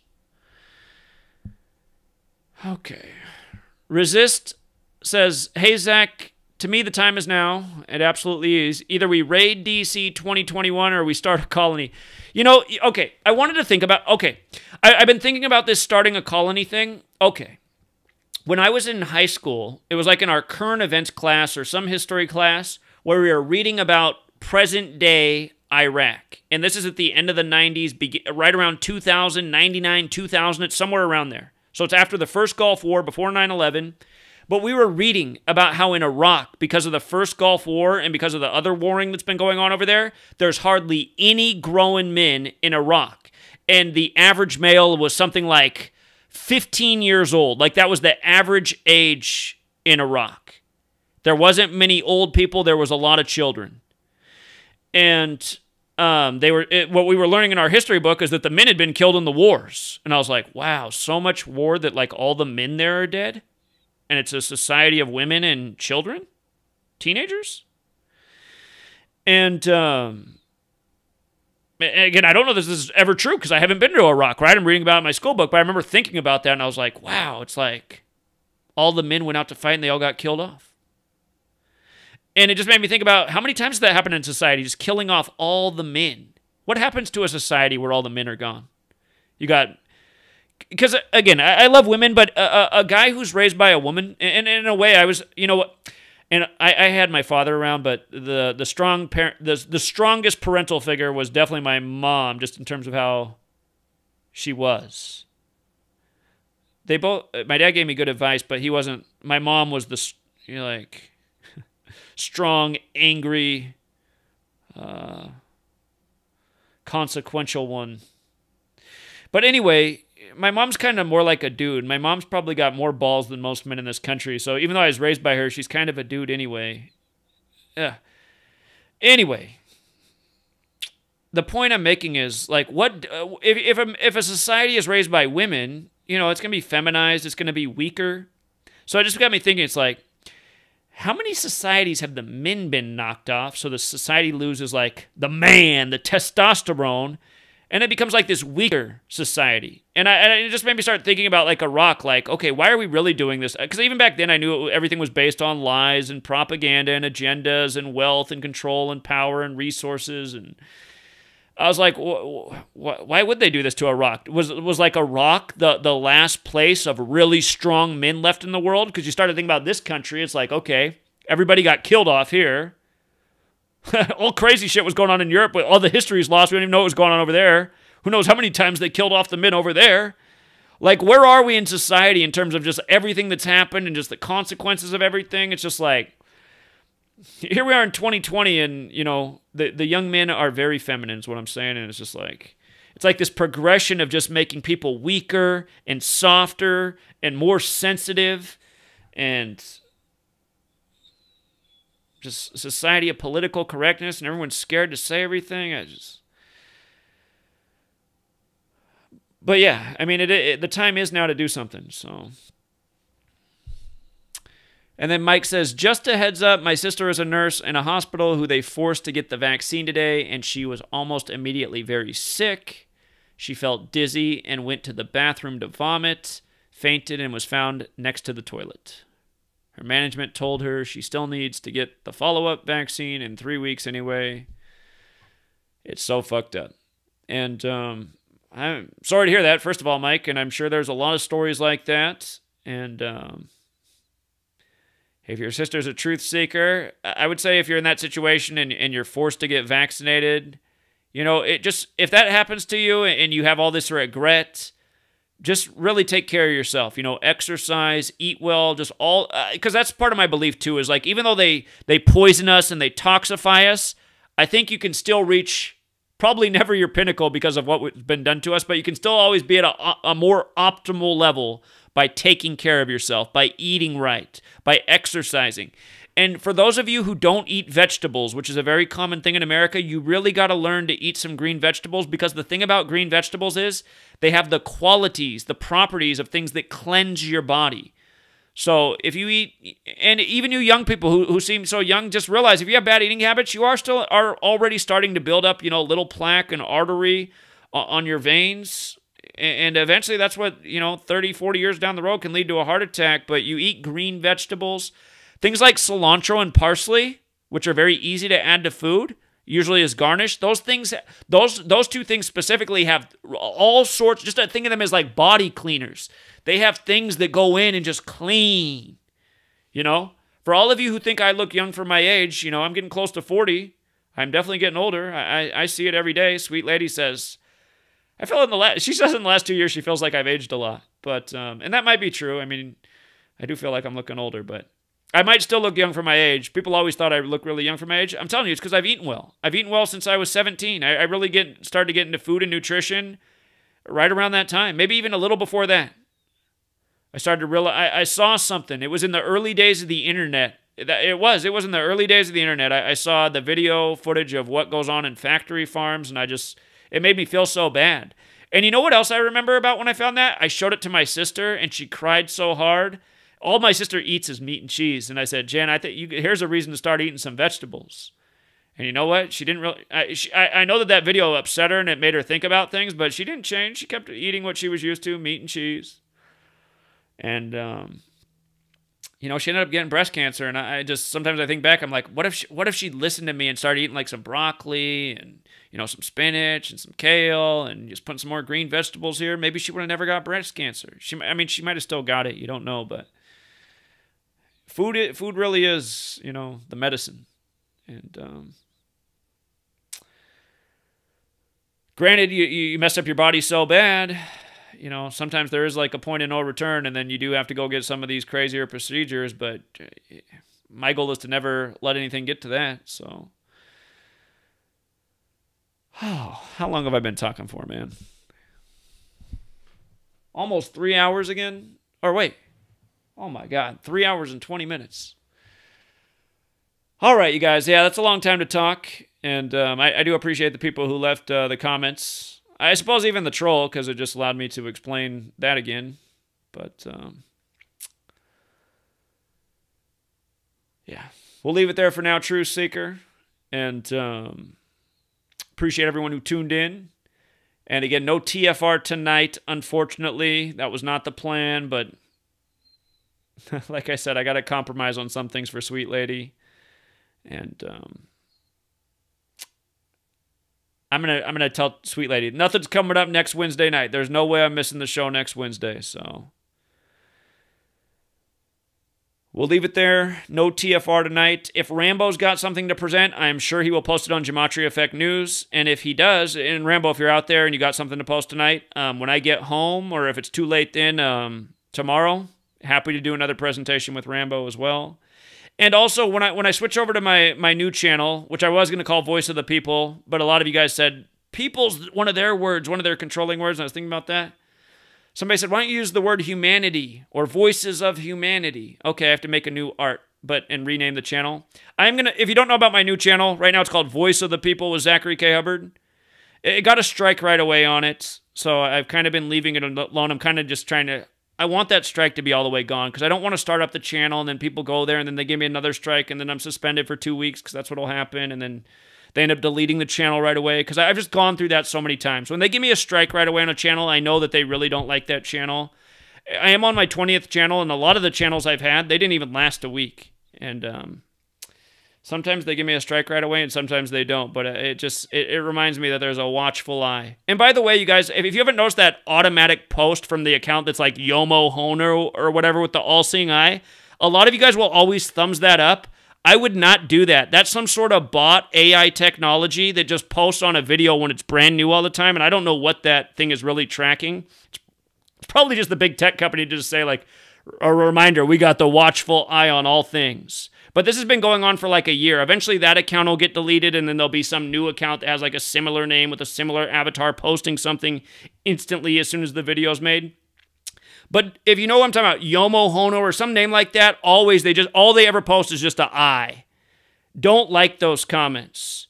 And there's no point in blocking them because then they just have like a brand new one there instantly right away. But yeah, somehow that's something the big tech companies are doing, like as a way to, I don't know what it is. It's some sort of testing, but it doesn't matter who creates the video. I just realized that's getting posted everywhere. Anytime anybody makes a video, that just shows up right away, everywhere.